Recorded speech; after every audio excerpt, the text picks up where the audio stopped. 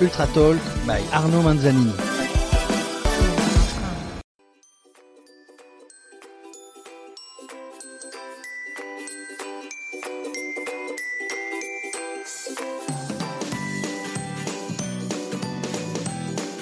Bonjour et bienvenue à tous sur le podcast Ultra Talk.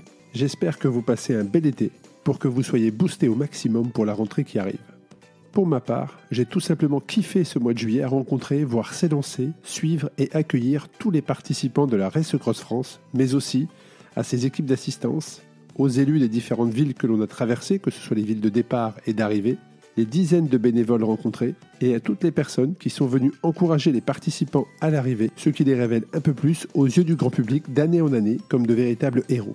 Des forçats de la roue. Ce 32e épisode est intitulé « Parole de finisher » puisqu'il donne la parole à quelques finishers qui ont réussi à franchir la ligne d'arrivée de la dernière Race Cross France, quelle que soit la distance, où seuls 55% des participants ont réussi leur objectif cette année. Ultra Talk est le seul podcast francophone à vous faire partager les plus belles ultra-aventures et il n'y a rien de plus enrichissant quand c'est la personne elle-même qui nous raconte avec ses propres mots son ou ses aventures. C'est leur histoire qu'ils viennent nous partager et dans cet épisode, c'est à chaud que les participants de la Race Cross France s'expriment quelques secondes seulement après la ligne d'arrivée franchie. Cet épisode est riche d'enseignements pour ceux qui souhaitent se lancer dans l'ultra-distance ou s'améliorer ou simplement écouter de belles histoires. Alors je vous conseille à tous d'écouter cet épisode jusqu'au bout. Je tenais à travers cet épisode à remercier toutes les personnes qui ont contribué de près ou de loin à la réussite de cette deuxième édition. Merci du fond du cœur.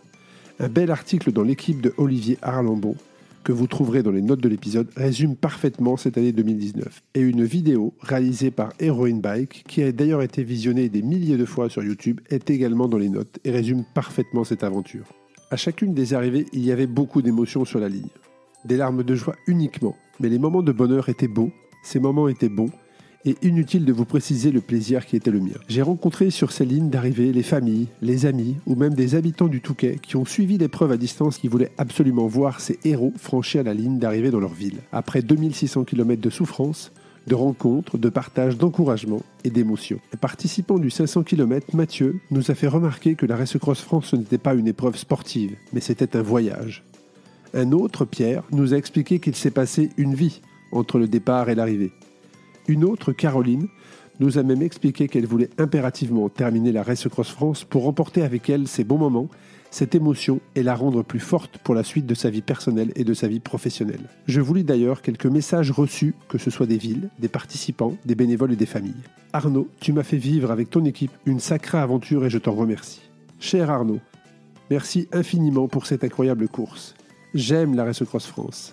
C'est la plus belle et la plus difficile de toutes les épreuves auxquelles j'ai pu participer et bien plus dure que la Race Cross America. Il n'y a pas de mots pour qualifier à quel point je vous remercie, toi et ton équipe, d'avoir créé cette épreuve. Arnaud, tu as mis dans le mille avec ton concept. J'ai hâte d'augmenter la distance l'année prochaine. Merci pour cette belle épreuve qui nous permet de vivre des moments inoubliables en famille. Merci à toute l'équipe de la Race Cross France. Votre épreuve a permis à notre famille de se retrouver. Bravo Arnaud, tu as une belle équipe et ton concept est fort avec de belles valeurs. Vivement l'année prochaine. En tant qu'organisateur, j'ai vécu des moments indescriptibles avec les participants. J'en ressortirai deux. Ce concurrent taïwanais, très amaigri, très éprouvé, qui m'envoie un message à 90 km de la ligne d'arrivée, comme quoi il abandonnait, et il me demandait de ramener ses affaires à l'hôtel.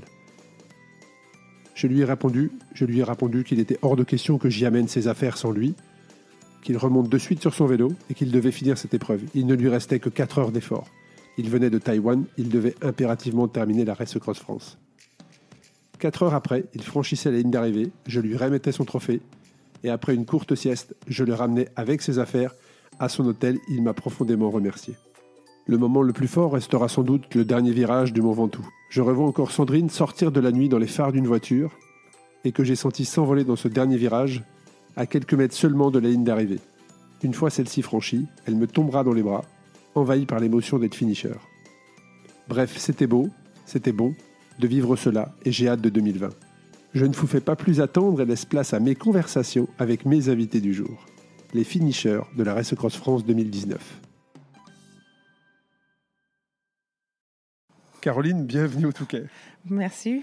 On était nombreux à t'attendre. On a suivi ton aventure pendant 8 jours, 13 heures et 20 minutes. Je ne sais pas si les quelques minutes qu'on va avoir ensemble vont suffire à résumer tout ce qui t'est arrivé. Toutes mes aventures, oui. Si, je peux faire un petit résumé. Tout s'est plutôt bien passé. Premier jour, il y a quand même eu du vent pas possible. Tout le monde a eu ça au Ventoux. Ce qui fait que du coup, c'est vrai que déjà, après ça, mon petit programme que je m'étais fait, vachement bien organisé, commençait à se décaler déjà le premier jour. Après, déjà sur le Ventoux, je me suis rendu compte que j'avais des problèmes sur mes vitesses. Et puis ça s'est en fait... c'est allé en s'empirant jusqu'à que j'arrive à l'Alpe d'Huez où là, j'étais en gros bloquée sur le gros plateau et au milieu de la nuit, j'ai essayé de monter l'Alpe d'Huez. Donc je montais, puis après je descendais mon vélo, puis je poussais, puis je montais. Donc forcément très en retard. Du coup, je pouvais plus accéder à mon hôtel. Donc du coup, j'ai dit je vais continuer à pousser. Donc du coup, j'ai fait 2 nuits le Lautaret, puis le Galibier. J'ai dormi 15 minutes au soleil sur le Galibier, puis j'ai continué jusqu'à que je puisse enfin trouver une boutique de vélo où on m'a pas complètement réparé mes vitesses, mais bon, déjà ça sautait plus et c'était plus Et ça, tolérable. c'était où, à Val d'Isère? Ça, c'était... Ou Bourdoisan, peut-être, dans la vallée? C'était avant. C'était juste avant, justement, que je fasse l'Iseran. D'accord. Voilà, Ah ouais, donc plus loin, alors, encore plus loin que... Ouais. Ok. Voilà. Et ensuite, alors après, la deuxième grosse aventure, c'est quand je suis finalement arrivée à Salanches. J'ai commencé à me sentir très, très, très mal. Donc, je me suis allongée au bord de la route, pensant que ça allait peut-être passer, que c'était un manque de sommeil. Et puis là, j'ai commencé à être malade. Donc, j'ai commencé à ne plus avoir d'eau non plus. Je me disais déshydratation, mais j'avais de la fièvre. Donc, du coup, j'ai essayé de trouver un hôtel. J'ai réservé un hôtel, mais après, je ne pouvais pas trouver l'hôtel. Je marchais partout, me paniquais. Jusqu'à que finalement, je me jette sur quelqu'un en pleurant, en disant « Je vous en supplie, aidez-moi ». Et heureusement, il avait un camion, donc il m'a emmené à l'hôtel. Sur ce, mes parents se sont inquiétés, ont vu où est-ce que j'étais et ont envoyé les pompiers. Bon, voilà, donc on m'a fait faire un petit traitement médical. Et du coup, en fait, là, moi ce qui m'embêtait le plus, c'est que c'était juste la veille du cut-off. Et je me suis dit, je vais pas y arriver. Et en fait, c'est mon mari qui m'a appelé et m'a dit, écoute, je sais que ça va être dur, mais si tu te lèves à 2h du matin, j'avais quand même 39 de fièvre, je pense que tu peux le faire. Donc du coup, je me suis levée à 2h du matin et je suis partie au milieu de la nuit pour arriver à Doussard. Et donc j'ai réussi à y aller, mais bon, mes parents, voyant que je m'étais levée la nuit pour faire ça, du coup mon père est arrivé. Mais bon, il a essayé de me convaincre de ne pas continuer, mais j'ai continué l'aventure. Donc j'ai continué l'aventure et ensuite, après j'ai repris, ça allait un petit peu mieux. J'ai eu à nouveau un problème avec le vélo parce qu'en fait, avec toutes les manipulations qu'on avait fait, il n'y avait plus de batterie. Donc j'ai dû me débrouiller pour trouver des batteries pour recharger, pour pouvoir continuer.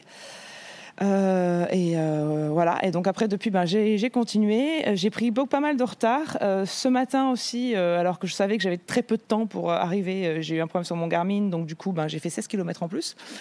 Mais bon. En fait, pour la petite histoire, tu as fait 16 km, tu es revenu en arrière, hein, c'est bien ça? Oui, mais voilà. Pour m'excuser, j'avais pas beaucoup dormi, j'ai dormi 1 heure. Hein, donc du coup, je suis arrivée d'un seul coup, je me suis rendu compte d'où j'étais, je me suis mise à pleurer. T'as dormi combien de temps? Si tu as une estimation à faire dans l'aventure? Je pense que j'ai dû faire 4 heures, plus un quart d'heure, plus 3 heures. Ouais, à mon avis, moins de 20 heures, ça c'est sûr. Moins de 20 heures. Ok. Ouais, Est-ce que tu pensais que c'était aussi difficile? Non. Moi, je pensais que j'aurais genre des courbatures, comme on a quand on fait beaucoup de vélo. Mais en fait, ça, on l'a les 2 premiers jours. Après, en fait, on se rend compte que le corps devient vachement efficace. Donc, on a pratiquement plus besoin de manger, etc. Donc, du coup, c'est là où il y a aussi un danger de pas se nourrir suffisamment. Mais en fait, les courbatures, c'est pas du tout le problème. Le problème, c'est parfois l'ennui, honnêtement, parce que parfois, surtout là sur tout ce qui était dans la Loire, les grandes lignes droites pendant des heures, sur du goudron qui vibre vachement, ça tue. Et puis après, c'est des douleurs qu'on n'a jamais expérimentées. Moi, c'est les jambes qui ont vachement gonflé, mes mains, mon cou également. Et au final, les douleurs habituelles du vélo, on les a pas trop. La selle, cela dit, ça a été un peu délicat. J'ai dû mettre un pull à un moment pour m'aider, surtout sur les vibrations, parce que les endroits où le goudron n'est pas top. Ouais. Mais ouais, voilà. Et sinon, tu es plutôt satisfaite? En fait, la question que j'ai envie de te poser, c'est qu'est-ce qui t'arrête au quotidien? Qu'est-ce qui m'arrête au quotidien? Ouais, qu'est-ce qui t'arrête? Parce qu'avec tout ce que tu as eu, ouais. T'arrives au bout, en fait. Je suis très têtue. Hein. Ah ouais, je suis un peu... Ouais, non, et puis en fait, c'est plus l'idée que si je fais quelque chose, même si c'est absolument... Je me dis, j'ai pas commencé quelque chose pour pas le finir. Et surtout, j'ai pas envie... Mon père dit, mais t'as qu'à le refaire l'année prochaine. J'ai fait, non. Ah non, là, j'ai commencé, autant le faire un bon coup. Et puis après, si je décide de le refaire, je veux pas faire les choses par défaut. Si je décide de le refaire, là, je le referai. Mais Non, mais c'est vrai qu'il n'y a pas grand-chose qui m'arrête, oui. Non, je suis assez, si je décide de faire quelque chose, c'est tête baissée et on fait tout pour y arriver. Voilà. Donc il t'est arrivé beaucoup de moments difficiles, mais tu les as tous surmontés. J'ai envie de te poser la question, quel bon moment tu as en tête comme ça? Si je te demande de ressortir un bon moment, ça peut être un souvenir, ça peut être une rencontre, comme tu nous l'as dit juste avant qu'on prenne les micros, avec cette personne qui est venue nous encourager. Mais si tu avais un bon moment à ressortir, ça serait lequel? Je pense que vraiment ce moment-là, en fait, où cette personne est venue me parler alors que j'étais sur mon vélo et qu'il a dit qu'il admirait tellement ce qu'on faisait. Et, c'est une conversation très simple après qu'on a eu un petit peu comme on a avec un club de vélo. Ça m'a tellement reboosté en fait. C'était quand même top. Et puis après, je dois avouer que j'ai reçu énormément de soutien de gens que je connaissais pas du tout sur Internet. Il y avait une espèce de communauté qui s'est formée et ça quand même c'est assez formidable. Ça m'a beaucoup aidé. Dans les moments difficiles, j'étais là, bon, allez, regarde, il y a plein de gens qui te soutiennent et qui sont derrière toi. Et donc ça, c'est quand même des bons moments. Et après, je dois avouer aussi qu'il y a des endroits de la France que je ne connaissais pas et que j'ai vraiment aimé. J'ai beaucoup aimé le Vercors, que je connaissais assez peu finalement. Et j'ai aussi beaucoup aimé le Charolais. On m'avait dit, oui, tu verras, c'est un peu difficile parce que ça monte, ça descend. Mais en fait, j'ai adoré cette partie. Entre la 12 et la 13, c'est difficile, mais sinon, si tu l'as fait, ça dépend à quel moment tu l'as fait de la journée. Mais je l'ai bien aimé, moi. Je trouvais ça assez sympa. Et puis, découvrir la France. Donc, finalement, c'était assez agréable. Et puis après, moi aussi, le bon moment, c'est justement, par exemple, aujourd'hui, alors qu'on aurait pu penser que j'ai plus de force, c'est là où finalement je me suis le plus poussé en fait. C'est un petit peu le deuxième souffle. Ça s'est vu dans le nombre de kilomètres faits parce que je crois que tu es la 4e à avoir fait le plus de kilomètres sur les 24 dernières heures. Voilà. Et c'est toi qui as roulé le plus longtemps. Voilà. Donc c'est chouette. Je suis contente au final. J'aurais préféré finir plus tôt. Oui, bien sûr. Mais en même temps, tout ce qui t'est arrivé, c'est un exploit d'avoir... Mais je pense que si je dois donner des leçons à qui que ce soit, c'est qu'il ne faut pas... je ne pense pas que les résultats de où est-ce qu'on arrive, et c'est ce que je m'étais dit déjà avant la compétition, ça ne va pas dire si on est un bon cycliste ou pas, parce qu'il y a tellement d'éléments qui rentrent en jeu, la chance, la malchance, quelqu'un qui va avoir un vent un jour et pas le suivant, donc c'est vraiment pas... c'est pas prévisible. Et aussi, voilà, si on a un plan, il faut essayer d'être préparé au maximum, mais il faut se dire que son plan, généralement, il va être pas tenable, quoi. Il va certainement changer. Il va certainement changer, voilà. Ouais. Bon, en tout cas, tu es plutôt satisfaite de ta... Oui, non, franchement, ça reste un bon moment pour toi. C'est un bon moment, et puis c'est ce on m'avait demandé un petit peu pourquoi j'avais voulu faire ça, ce genre de compétition. Et moi, c'est parce que c'est pas tellement pour le sport en tant que tel, mais c'est que ce sont des événements qui prennent tellement sur la personne que ça reste avec soi, en fait. Et ça définit une personne. Dire à quelqu'un, oui, moi, j'ai vu cette aventure-là, et pouvoir en parler... Même au quotidien, dans la vie de tous les jours. Je suis entièrement d'accord avec toi. Ouais. Dans les moments difficiles, d'ailleurs, ça peut aider. Ça peut se dire, si j'ai réussi à faire ça, je peux... Voilà. Ouais. Bravo à toi. Je vais te laisser aller te reposer, parce que je pense que tu en as besoin. Je suis un peu fatiguée. Et puis profiter en famille de ces bons moments-là. Merci en tout cas de ta participation. On était ravis. Merci.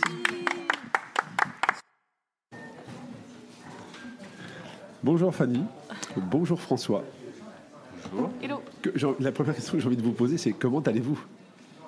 Puisque nous sommes à Saint-Jean-Royan et vous venez de terminer votre parcours de 500 km. Ouais, vraiment mal partout, ouais. Mais content.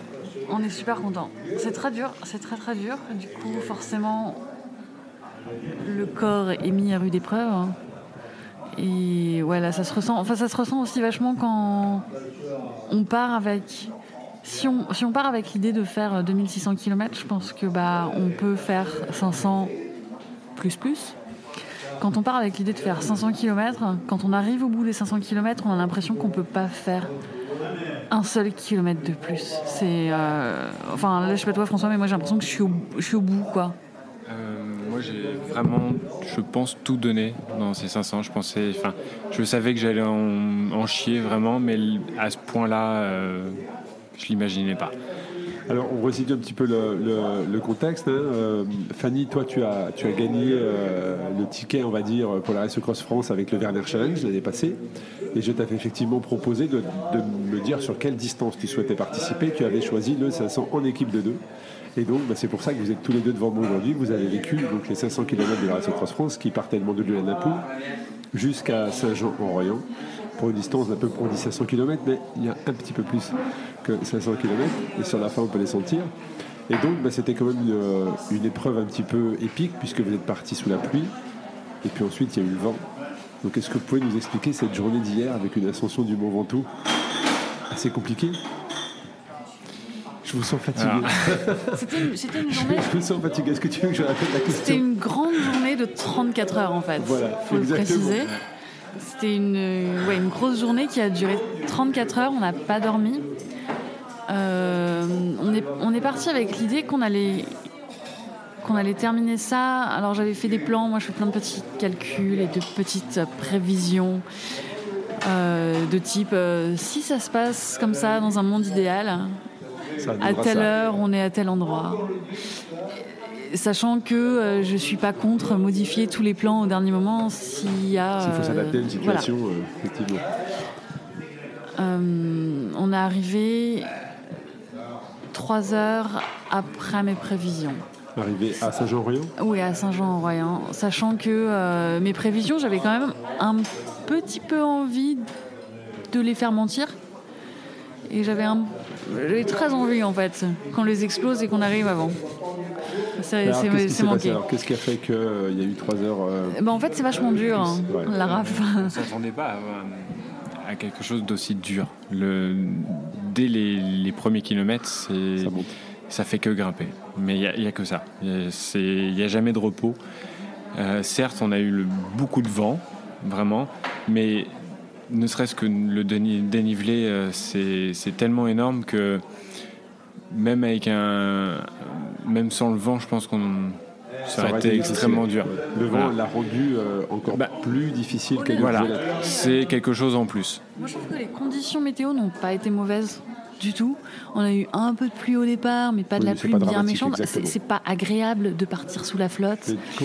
Quand vous êtes parti, de toute façon, vous avez informé que vous n'auriez pas la pluie toute la journée. C'était une petite heure, on le savait. Bon, après c'est juste mentalement, c'est pas très agréable de partir mouillé. Le soleil s'est levé vers 11h30, donc bien 5-6 heures après le départ. Donc on a le temps d'avoir un peu froid et on sèche pas tout de suite. C'est juste pas agréable. On a eu beaucoup de vent du nord, alors qu'on allait dans la direction du nord, donc du vent de face. Mais c'était pas insurmontable non plus. Moi, je trouve qu'on a eu beaucoup de... Vu qu'on a beaucoup dénivelé en haut des cols et en bas, on n'a pas du tout les mêmes températures. Et donc, du coup, on a beaucoup de changements de température. Mais honnêtement, les conditions météo n'étaient pas mauvaises.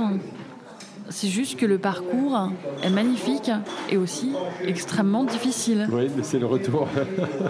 Et on s'y attendait pas à ce point. Qu'il soit aussi bon, tu veux dire. Non, ça j'en étais sûre. Vu les régions qu'on traverse, je savais que ça allait être magnifique. C'est vrai que c'est quand même difficile de faire...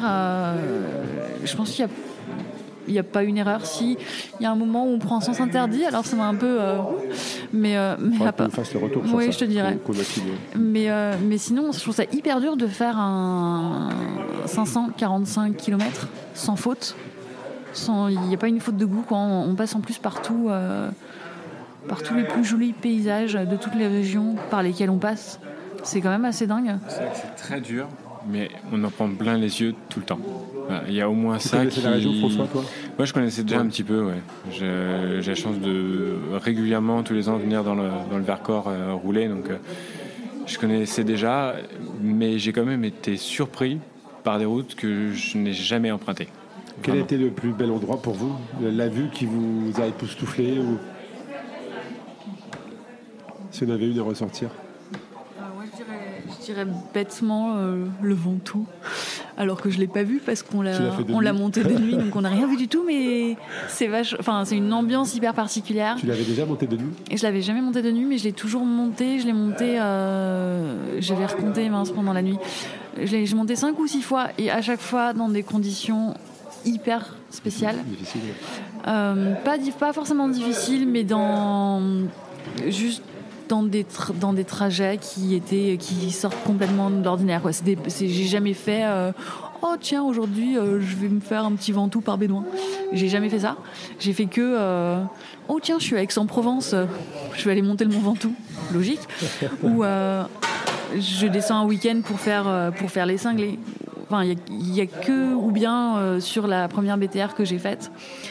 Donc après 900 bornes au petit matin. Voilà, c'est toutes les fois où j'ai fait le Ventoux, que dans des conditions incroyables. Et donc c'est de la dernière sur la RAF, où on est parti à 22-23 heures et je suis arrivée en haut à 1h du matin. Et donc le paysage... C'est facile, hein, parce que nous, avec le vent, on a dû aider beaucoup de concurrents dans le dernier virage. Et toi, du fait que c'était François qui avait le GPS, donc on ne savait pas que tu étais là, on t'a vu arriver comme ça, comme une fleur, on t'a dit mais ça s'est bien passé le dernier virage, et tu nous as dit ouais, sans problème. Non, il y avait, je pense que le vent est tombé en fait. L'avantage de le faire au milieu de la nuit, c'est que il y a un petit peu moins de vent. Et en fait, même sur la deuxième partie, à partir du Chalet Reynard, j'ai trouvé que le vent aidait vachement et qu'il nous poussait plus qu'autre chose, dans le bon sens. Donc c'était très bien. Un virage sur deux, oui, ça pouvait bien aider.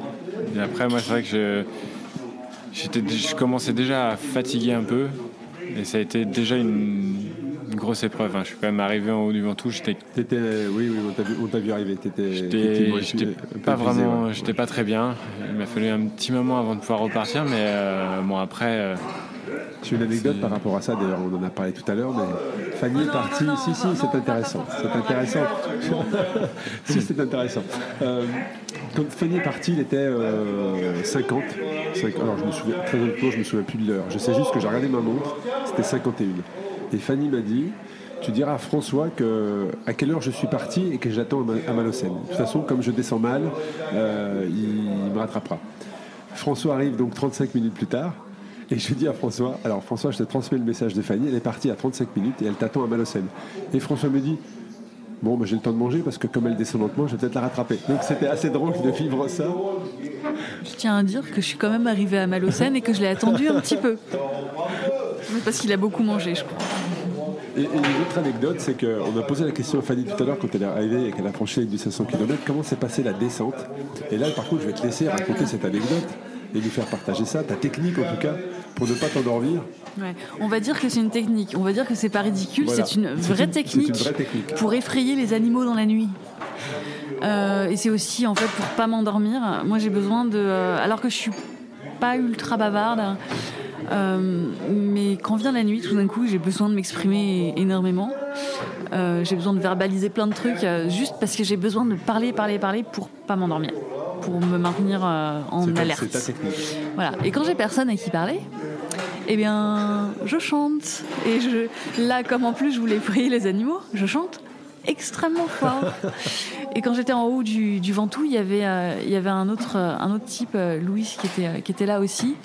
Et du coup, dans la descente vers Malocène, j'avais super peur qu'il me rattrape, vu que je descends lentement.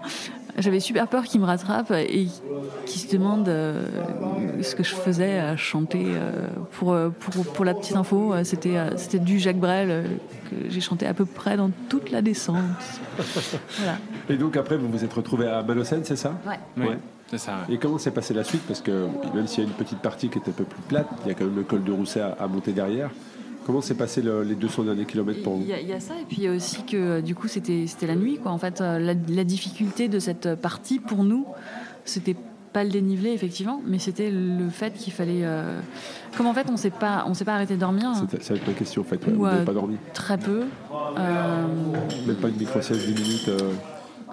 Moi j'ai dû faire dans les dernières ascensions, je commençais à vraiment m'endormir sur le vélo. Et du coup, à Malocène aussi, j'ai fait 10 minutes, alors même pas de micro-sieste, mais c'était vraiment au moins fermer les yeux pour pouvoir repartir. Parce que là, ça commençait vraiment à me peser.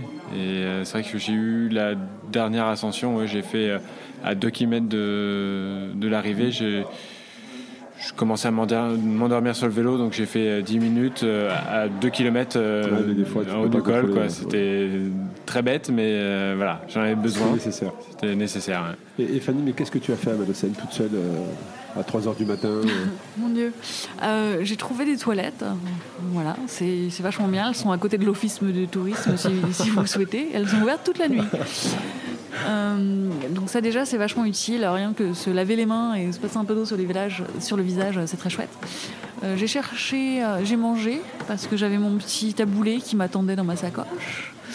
J'ai squatté la meilleure terrasse du meilleur café et puis j'ai Instagrammé comme une bonne sociale addicte que je suis. Voilà. Et puis ensuite, donc, vous êtes arrivé, j'allais dire tranquillement, vous êtes arrivé sous le soleil à Saint-Jean-Royan. Et là, qu'est-ce que vous vous êtes dit? Quels sont les messages qui vous sont passés par la tête à ce moment-là? Je pense qu'on n'avait plus beaucoup de tête à ce moment-là. Ouais, non, mais On avait très content de finir. Vraiment. T'as eu un doute à un moment donné? Tu t'es dit, mais on finira pas, c'est pas possible. Quand il y avait beaucoup de vent au Ventoux, par exemple, c'était extrêmement difficile. Non, pas de doute. Après, à savoir est-ce qu'on allait arriver dans les temps, ça, ouais. Il y a eu un gros doute. T'as gambergé à un moment donné en regardant ton compteur, en la vitesse à laquelle tu avances. Ouais, on se demandait si vraiment on allait arriver dans les temps, quoi. Mais après, sûr, on allait arriver. C'est voilà, d'une manière ou d'une autre. Mais c'est très heureux d'avoir fait un parcours aussi difficile et de l'avoir fini. C'était le plus dur pour toi? T'as jamais fait quelque chose d'aussi difficile? Jamais, vraiment. J'ai jamais eu autant de mal sur un parcours de vélo. Vraiment. En fait, je te pose la question volontairement, mais alors nous, c'était mieux, on ne communique pas sur ça. Mais déjà l'année passée, les concurrents nous l'avaient dit, en disant c'est le plus beau parcours que j'ai jamais fait, mais c'est aussi le plus difficile que j'ai jamais fait. Mais c'est pas notre souhait de communiquer en disant on est la course la plus difficile, ultra distance. Pas du tout, mais on sait qu'effectivement le parcours est exigeant, ça c'est clair. Il est très exigeant. Après, il offre quand même des paysages qui sont juste grandioses. Et c'est comme ça tout du long. C'est-à-dire qu'il est sur les 2600 km, pour ceux qui font 2600, il est tout aussi exigeant, mais tout aussi beau. Et c'est vrai qu'il y a une petite satisfaction en plus quand on sait que la difficulté que c'est de le faire et qu'on l'a fini. Exactement. Il y a une petite satisfaction personnelle quand même. C'est pour ça que je n'ai pas annulé l'ascension du Mont Ventoux, parce que quand on est arrivé au pied du Ventoux hier au début d'après-midi, il y avait des rafales à 140 km/h. Autant dire que c'est juste très compliqué. Bon, après, le vent a un petit peu faibli, mais au moment où Laurent Boursette, qui est passé le premier au sommet, il y avait des rafales à 110, ce qui était quand même très très limite. Mais j'ai pas voulu escamoter cette partie-là, parce qu'effectivement, ça fait partie de la Race Cross France, et auquel cas, à la limite, si tu veux le monter avec un petit peu moins de vent, ben, tu patientes à BD Bike, tu attends que le vent tombe un peu, et tu repars dans la nuit ou le lendemain matin. C'est l'ultra aussi, il faut savoir gérer sa stratégie et son temps. Et toi, Fanny, pour toi, ça a été le parcours le plus difficile également. Mais Dieu sait que tu fais un nombre d'épreuves. Ça a été le parcours le plus difficile parce que c'était 500 avec beaucoup de dénivelé d'un coup, d'une traite sans dormir. Et moi, ça m'a aussi vachement appris sur ma pratique du vélo où je me rends compte que j'ai pas le niveau, quoi. Ça a été ta réaction tout à l'heure en disant en fait sur les autres épreuves je m'en sors, mais sur la Race Cross France je me rends compte que... Ouais, non, j'ai du mal à rouler vite sur la durée, et j'ai vraiment envie d'apprendre plus là-dessus, me mettre plus en mode compétition. Et tu trouves qu'il y a un vrai niveau d'écart entre la Race Cross France et les épreuves auxquelles tu as participé? Ouais, parce que moi, pour le moment, tout ce à quoi je participe, et c'est un format que j'adore aussi, mais j'ai envie d'aller vers quelque chose de différent aujourd'hui. Il y a le côté aventure, et où on découvre, où on se dépasse aussi personnellement. Mais en fait, moi j'ai envie de battre les gens, mais de me battre moi aussi forcément, parce que j'ai envie de me dépasser encore plus. Et pour passer ce niveau-là, pour aller un peu plus loin, il faut se mettre en compétition avec d'autres gens et se comparer un peu. Et je suis vachement en dessous, quoi. Donc voilà. Comme ça, je sais que j'ai 1 an maintenant pour me préparer pour la prochaine. C'est quoi les prochaines échéances pour vous? Le Paris-Brest-Paris dans 2 semaines. Je vais être très fraîche. Et pour toi, François? Je sais pas encore. Là, pour l'instant, je vais profiter des vacances. Et puis, j'y réfléchirai en septembre. En septembre pour l'année prochaine. Ouais. Quel message vous pouvez faire passer aux gens qui nous écoutent et qui soit ont fait la RAF, quelle que soit la distance, soit l'envisagent pour les années futures? S'ils l'envisagent, qu'ils n'hésitent plus. C'est déjà une organisation vraiment géniale. Il y a tout un groupe derrière qui est extraordinaire. Un accueil parfait, toujours à l'écoute. C'est dur, mais quel pied. Alors moi, je leur dirais préparez-vous, parce que c'est quand même pas à prendre à la légère. Oui, c'est exigeant, c'est vrai. C'est très très exigeant. Et c'est pas quelque chose qu'on fait pour juste pour voir où on en est, quoi. C'est vraiment si. Faut que ça soit un rendez-vous dans la saison, tu veux dire. Ouais, si on est mal préparé, et ben ça sert. Enfin, on va juste être déçu parce qu'on va pas pouvoir en profiter pleinement non plus. Donc préparez-vous. Eh bien, merci beaucoup. Je vais vous laisser vous reposer. Merci Arnaud. Profitez un petit peu de la ville de Saint-Jean. Et puis, ça a été un plaisir pour nous de vous avoir sur l'épreuve. On vous a suivi, on vous a attendu au sommet du Mont Ventoux, on vous a attendu à l'arrivée parce qu'on était vraiment contents de partager avec vous. Merci beaucoup de votre présence et puis à très bientôt. Merci. Merci.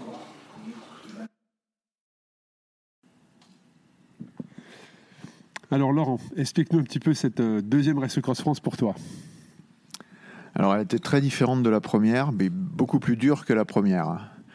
Très différente parce que je l'avais évidemment mieux préparée, que je connaissais bien le parcours, que je connaissais bien les difficultés. Et très différente aussi parce que c'est pas du tout passé comme j'avais prévu. C'est que c'est parti beaucoup plus vite, beaucoup trop vite. Et je me suis trouvé dès le début dans un rythme qui n'était pas le mien et qui était en sur-régime.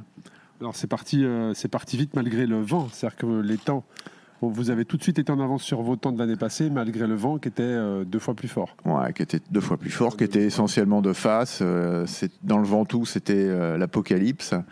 Et malgré tout, on a continué avec un rythme qui était très intense, très, très, très rapide. Tu t'es quand même bien pris au jeu sur une journée dans l'Iseran avec deux coureurs d'un niveau mondial. Ouais, c'était pas possible de faire autrement pour moi. C'était l'occasion de fréquenter 2 stars de notre sport. Et effectivement, j'ai pris beaucoup de plaisir à les rattraper, à les doubler, à être avec eux, à vivre, à partager un moment de compétition. C'était génial. Tu as discuté un petit peu avec eux dans l'ascension ou vous étiez vraiment chacun dans votre épreuve ? Non, alors en fait, Ralph, je l'ai doublé une fois, c'est quand il s'est couché pour dormir. Donc c'est pas très glorieux. J'aurais pu le doubler une deuxième fois dans le début de l'ascension du Cormet de Roseland, mais j'ai crevé pile à ce moment-là. Et quant à Nicole, je l'ai doublé plusieurs fois au gré de mes arrêts pour me ravitailler. Mais on n'a pas échangé à part un bonjour, non, pas plus que ça. Et comment tu as géré le reste de la compétition en fait ? Comment tu as géré l'épreuve ? Comment déjà tu t'es rendu compte que tu étais dans le rouge ? Quel signe ton corps t'a envoyé ? Les signes, j'ai bien senti que j'avais mal aux cuisses un peu trop tôt, que le rythme cardiaque était un peu supérieur à ce qu'il devrait être. Mais j'ai choisi pour autant de ne pas ralentir pendant 3 jours. Le jeu, c'était sur les 3 premiers jours d'essayer d'accrocher les 2 stars. Et puis après, au-delà des Alpes, c'était plus compliqué pour le ravitaillement.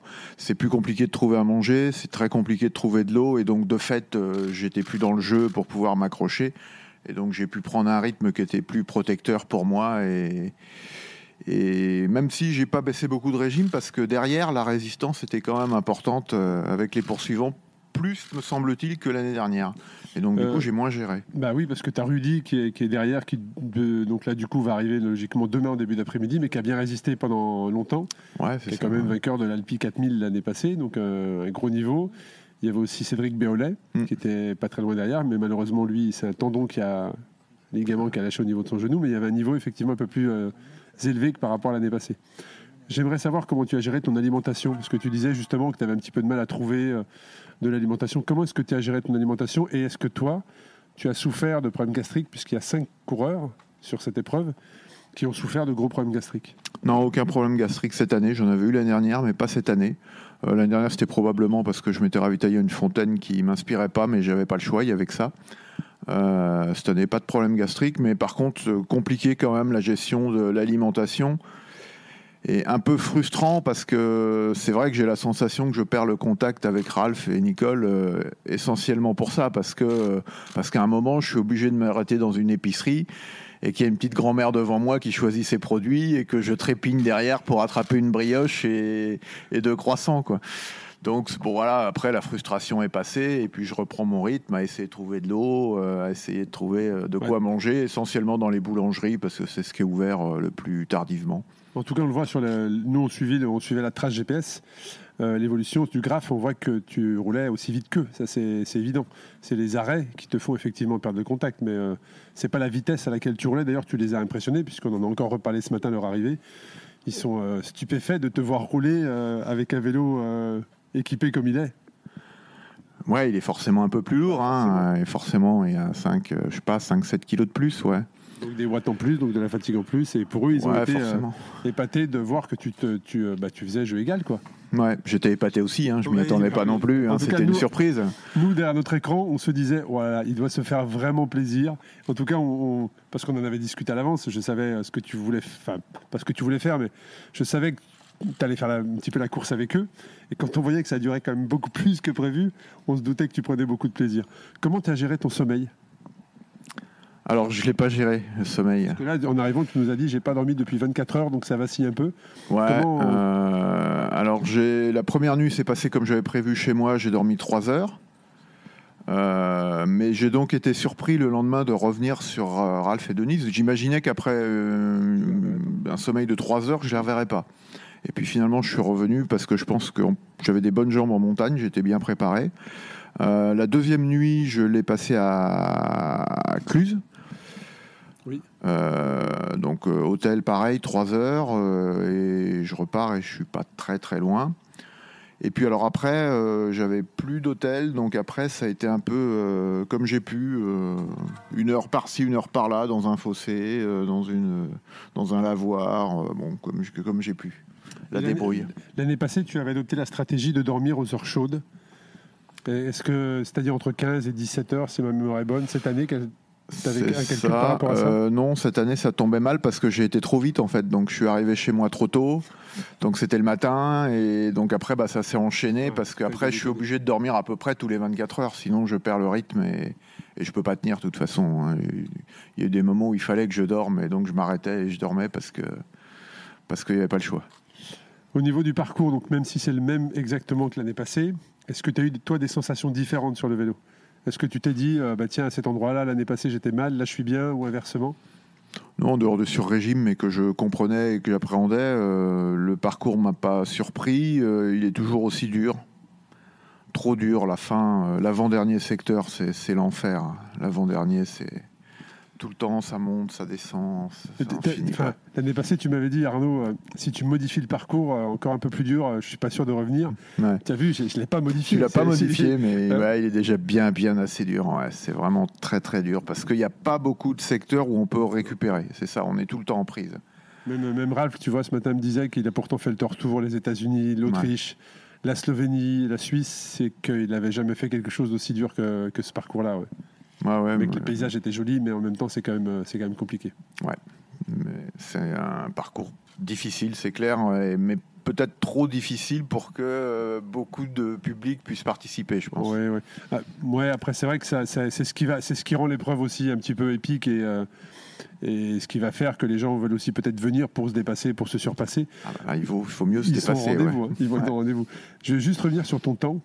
Au début de l'épreuve, quand on a enregistré une partie du podcast et je t'ai posé quelques questions, tu m'avais dit, moi je suis venu pour gagner, mais c'est surtout je viens pour améliorer mon temps.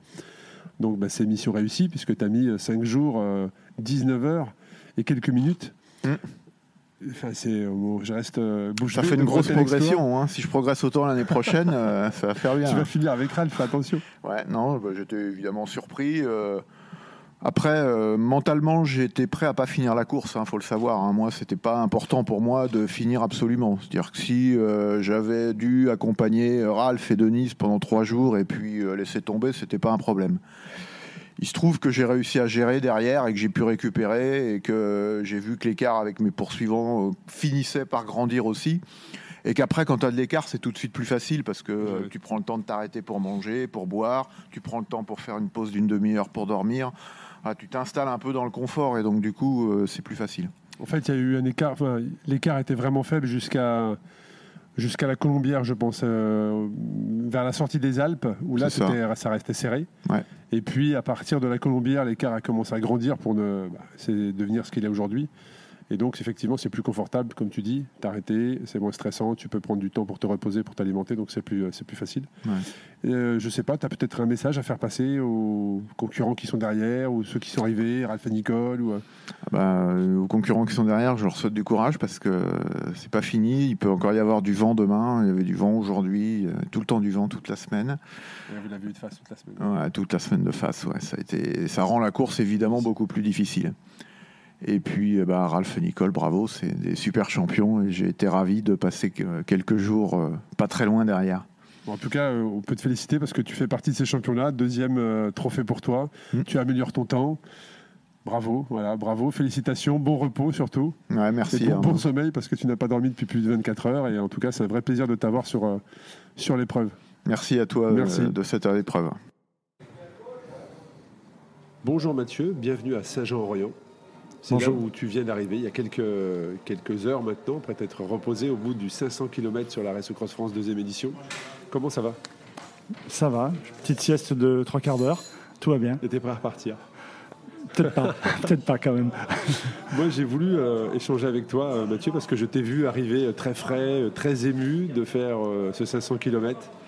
Bref, tu étais vraiment très très positif et j'ai envie d'en savoir un peu plus sur toi. Donc est-ce que tu peux nous expliquer un petit peu qui tu es, ce que tu fais, d'où tu viens et puis comment tu es arrivé à faire de la longue distance en vélo ? Ça fait beaucoup de questions, mais après 500 bornes en vélo, est-ce que tu peux je vais essayer de synthétiser synthétiser. Quelques infos. Ouais. Moi, je suis cycliste à la base. Je fais du sport, du vélo depuis très jeune. Donc jeune, tu faisais de la compétition. Je courais en minime, cadet, junior. J'ai arrêté le vélo. Je me suis mis au BMX. J'ai un peu plus de 50 ans, donc je me suis mis au BMX à l'époque où ça démarrait, dans les années 80. De quelle région tu es ? Cavaillon. Je courais à Cavaillon, qui était le club phare du sud de la France. Et voilà, j'ai démarré aussi dans le VTT dans les années 85 quand c'est arrivé en France. Donc j'ai couru un petit niveau régional, voilà. Donc j'ai toujours fait du vélo, c'est ma passion en fait. Et ça fait 15 ans que je regarde un peu ce qui se fait dans l'ultra, mais avec toujours cette crainte d'y aller parce que la marche pour moi était tellement haute, avec des épreuves qui faisaient en Provence, il y avait une course qui passait dans le Ventoux, qui allait dans le Luberon, qui finissait dans les Alpes. Mais je crois que c'était... le Raid Provence Extrême. Oui, voilà, c'est ça.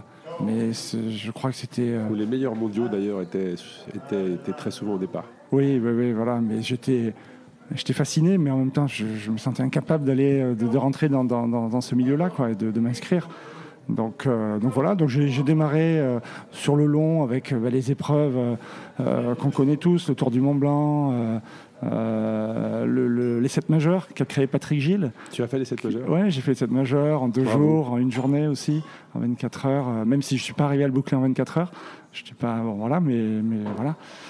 Et puis tu as créé la RAF l'année dernière, les dates ne collaient pas, et en plus, c'était 1100 le ticket d'entrée. Il y avait déjà un 300. Ah oui, il y avait 300 l'année passée, à 1100 et à 2600. Cette année, j'ai voulu faire des formats intermédiaires pour essayer justement d'ouvrir un peu plus aux gens qui veulent monter un peu sur les distances. Là, tu as tapé dans le 1000. Ouais, tu as vraiment tapé dans le 1000 parce que tu vas voir des gens qui vont arriver sur le 300, qui vont aller sur le 500, qui vont aller sur le 800. L'année prochaine, fais le 800, refais-le. Il arrive à Val d'Isère, effectivement. Donc j'ai fait le 500 et voilà. Et donc déjà là, 2 heures, 3 heures après, j'ai envie de le refaire. Donc ça veut dire que tu as fini plutôt frais, confiant J'ai fini frais, mais entre-temps, je n'étais pas frais du tout. Et Mathieu, donc on va parler un petit peu de la Race Cross France, que tu viens donc de terminer sur le 500 km. Comment tu as vécu les jours qui précédaient le départ ? Toi qui habites proche du Mont Ventoux, justement. Les jours qui précédaient le départ... je n'avais pas de stress particulier parce que je travaillais, donc ça permet de ne pas penser... la tête occupée à autre chose. À autre chose, oui. Donc pendant une semaine, je n'ai pas fait de vélo. Pour faire du jus, ce qui est une bonne décision. Voilà, et donc je n'étais pas du tout stressé. Tous les soirs, pendant 1 heure ou 2, je préparais mes affaires. T'es plutôt quelqu'un qui prépare son matériel à la dernière minute ou plutôt bien en amont pour justement te libérer l'esprit ? Plutôt bien en amont, parce que j'ai pas envie d'avoir le stress au dernier moment. Non, surtout pour cette épreuve-là. Il faut quand même s'organiser, aller sur un lieu de départ et on ne revient pas au même endroit. Donc il faut être plutôt organisé. Bien organisé, ouais. Donc voilà, donc c'était un voyage, un vrai voyage. C'est-à-dire que je suis parti de chez moi en train, tu changes 2 fois de train, tu arrives à Mandelieu. C'est très très beau ce que tu nous as dit, la ligne d'arrivée franchie, parce que je me pose la question à ceux qui arrivent, alors comment ça s'est passé, le parcours, la difficulté, et toi tu nous as dit, mais en fait c'est pas une épreuve de vélo, en fait, c'est un voyage. Et on a trouvé ça très très beau. Oui, c'est exactement ça. Attends, tu pars de la Côte d'Azur, très vite tu arrives dans le Verdon, c'est magnifique. Après tu vas sur le plateau de Valençol, tu as des odeurs de lavande. Voilà, tu te retrouves dans le Luberon, à Gordes, un des plus beaux villages de France. Tu as passé Gordes, effectivement, qui est superbe. C'est superbe. Tu l'as passé de nuit, Gordes? Non, il était tôt, c'était l'après-midi. D'accord. L'après-midi. Après, voilà, après le Ventoux, quoi. Faut passer par Vénasque et aller dans le Ventoux. Donc j'ai démarré le Ventoux de jour. Je pensais le finir de jour. Mais comme je l'ai monté presque 3 fois plus longtemps que d'habitude, j'ai fini de nuit. Ce qui a son charme aussi, ça peut être sympa. Ah ouais, bah du coup, la luminosité était superbe par contre. Il y avait énormément de vent, ça c'est clair, mais la luminosité était superbe. Je levais la tête en permanence, les étoiles, c'était magnifique. C'était magnifique, ouais. Et comment se sont passés les 300 premiers kilomètres? Parce qu'avant d'arriver à la time station numéro 2 de Bed & Bike d'Olivier, il y a 300 bornes, donc tu es parti au lever du jour. Et comment se sont passés les 300 premiers kilomètres avec le vent qui était déjà bien présent? Alors, j'ai pas vu le temps passer, les 4 premières heures, il pleuvait, plus ou moins, jusqu'à Pas-Fort-Calquier, vers Oraison, là, un peu avant, il pleuvait. Donc il faut être plutôt concentré, j'ai pas vu le temps passer. Le plus délicat, c'était vers Valençol, où à un moment donné, on avait vraiment beaucoup de vent, de face. Ça rendait pas. Ça a épuisé de nombreux concurrents, qui les a même amenés pour certains à l'abandon. Ouais, parce que il faisait pas chaud, heureusement, mais ce vent, ça épuise parce que voilà. Et après, il y avait un bout droit d'au moins 30 km, vent plutôt de dos. Où là, c'était traître aussi, parce que tu enroules. Voilà, ouais, bien sûr. Tu enroules et puis. C'est pas pour ça que tu vas pas. C'est pas moins difficile. Ouais, exactement. Et puis après, tu arrives à Céreste, à Apt, et puis ça commence à monter à nouveau sur les contreforts là du Luberon. Et puis voilà, je suis arrivé à Vénasque plutôt bien. Plutôt frais. Donc tu avais décidé, tu me l'as dit juste avant, de ne pas t'arrêter. Pour toi, la stratégie, c'était de te tester et de te dire, je vais essayer d'éviter un ravito ou un repos et je vais voir jusqu'où je peux aller, c'est ça? Voilà, c'était ça. Je voulais être autonome, le faire vraiment en autonomie. Donc j'ai évité le ravito de Vénasque et je voulais surtout ne pas dormir pour voir ce que ça faisait. Et alors? Et ma question que j'ai envie de te poser, c'est alors, après 300 km, est-ce que tu as les réponses à tes questions? Oui, parce que ensuite je suis arrivé à Vaison-la-Romaine vers les minuit, donc je me suis arrêté une petite demi-heure là pour manger ce que j'avais, et puis derrière je suis parti dans la nuit pour la poursuite sur le parcours. Vers les 3h du matin, je commençais à somnoler, à m'endormir, et j'étais avec Pascal Pénaud à ce moment-là. Et il me dit, mais je cherche un sas de banque. On a cherché partout, dans les différents villages qu'on a traversés, on n'a rien vu. Et au final, on s'est retrouvés à 6h du matin ensemble, au même moment, à Cré. Et on a trouvé une boulangerie qui était entrouverte. On est rentré, on a mangé pizza, croissant, café. C'était super. On n'avait plus envie de dormir, du coup. Et donc Pascal, du coup, je lui ai posé... C'est ce que j'allais dire, tu es tombé sur un personnage. Ah ouais, vraiment, il m'a donné plein de conseils, des machins que j'ai pu voir tout de suite, vérifier tout de suite. Il m'a dit, tu vas voir, au lever du jour, tu n'auras plus envie de dormir. Et c'est ce qui s'est passé, j'ai plus envie de dormir. Et donc tant mieux, heureusement qu'on n'a pas trouvé de sas de banque ouvert. Donc voilà... Et puis après, c'est reparti. Et... Tu connaissais Pascal Pénaud avant? Enfin, de nom, j'imagine, parce que Pascal est quand même maintenant assez connu dans le monde de l'ultra. Alors, je le connaissais depuis la veille. En fait, En fait, on s'est croisés, on était au même hôtel, où il était à l'hôtel, non, il est venu voir Patrick Gilles à l'hôtel. Exact, ouais. Voilà. Et Laurent, bien sûr. Laurent Boursette. Boursette, bien sûr, le vainqueur de l'an dernier. Grosse bataille d'ailleurs. En cours.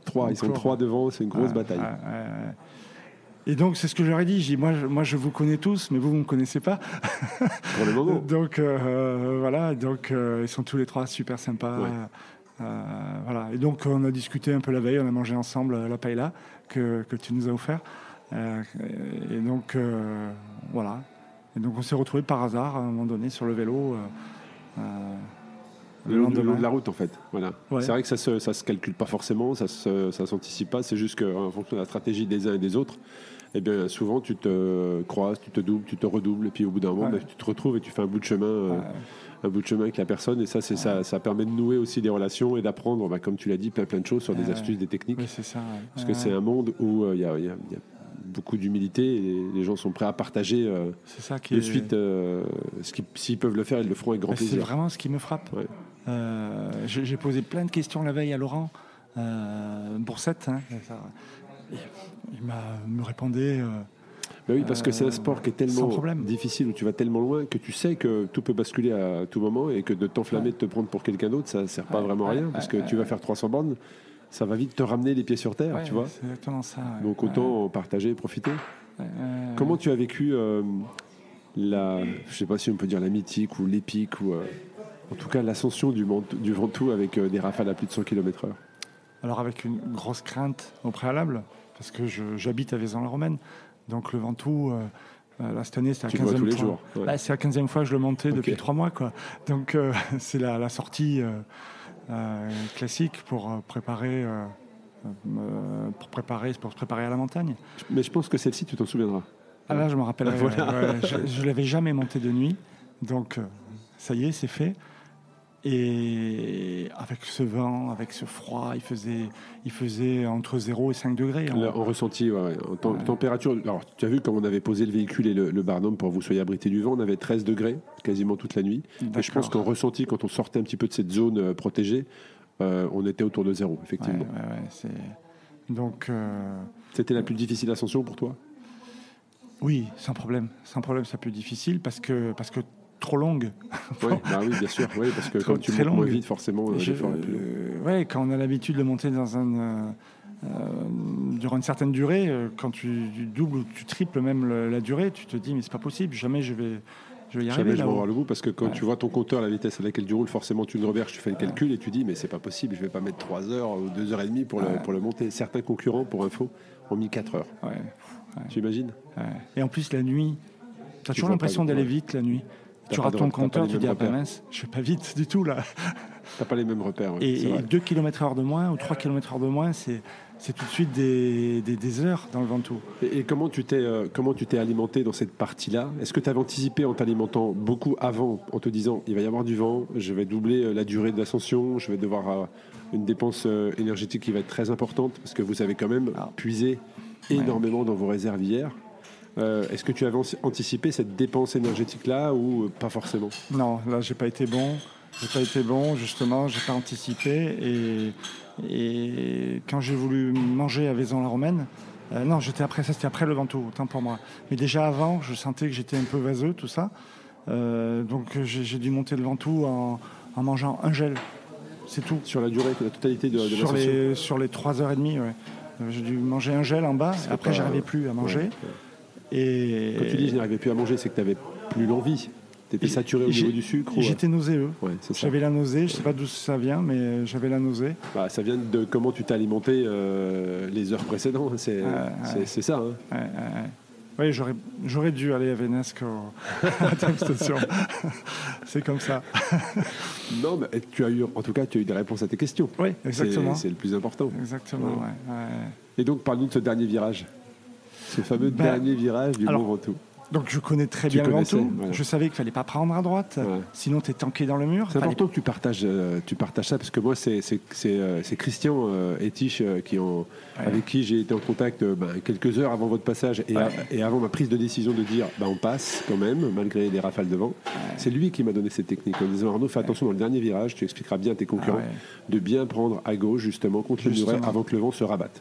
Voilà. Et je ne connaissais pas avant, donc si tu peux partager, toi, cette astuce-là. Alors moi, mon astuce, c'est qu'il faut rester quand même à 1 mètre, 1,50 m du muret. Parce que si jamais tu as une rafale qui te pousse sur le muret, tu passes derrière. Donc, mais il faut vraiment être à l'extérieur, effectivement. Et la technique toute bête, c'est se pencher sur son cadre, se coucher sur le vélo. Et s'agripper surtout. Et appuyer sur les pédales. Pour aller chercher le muret et se protéger du vent. Ouais, voilà.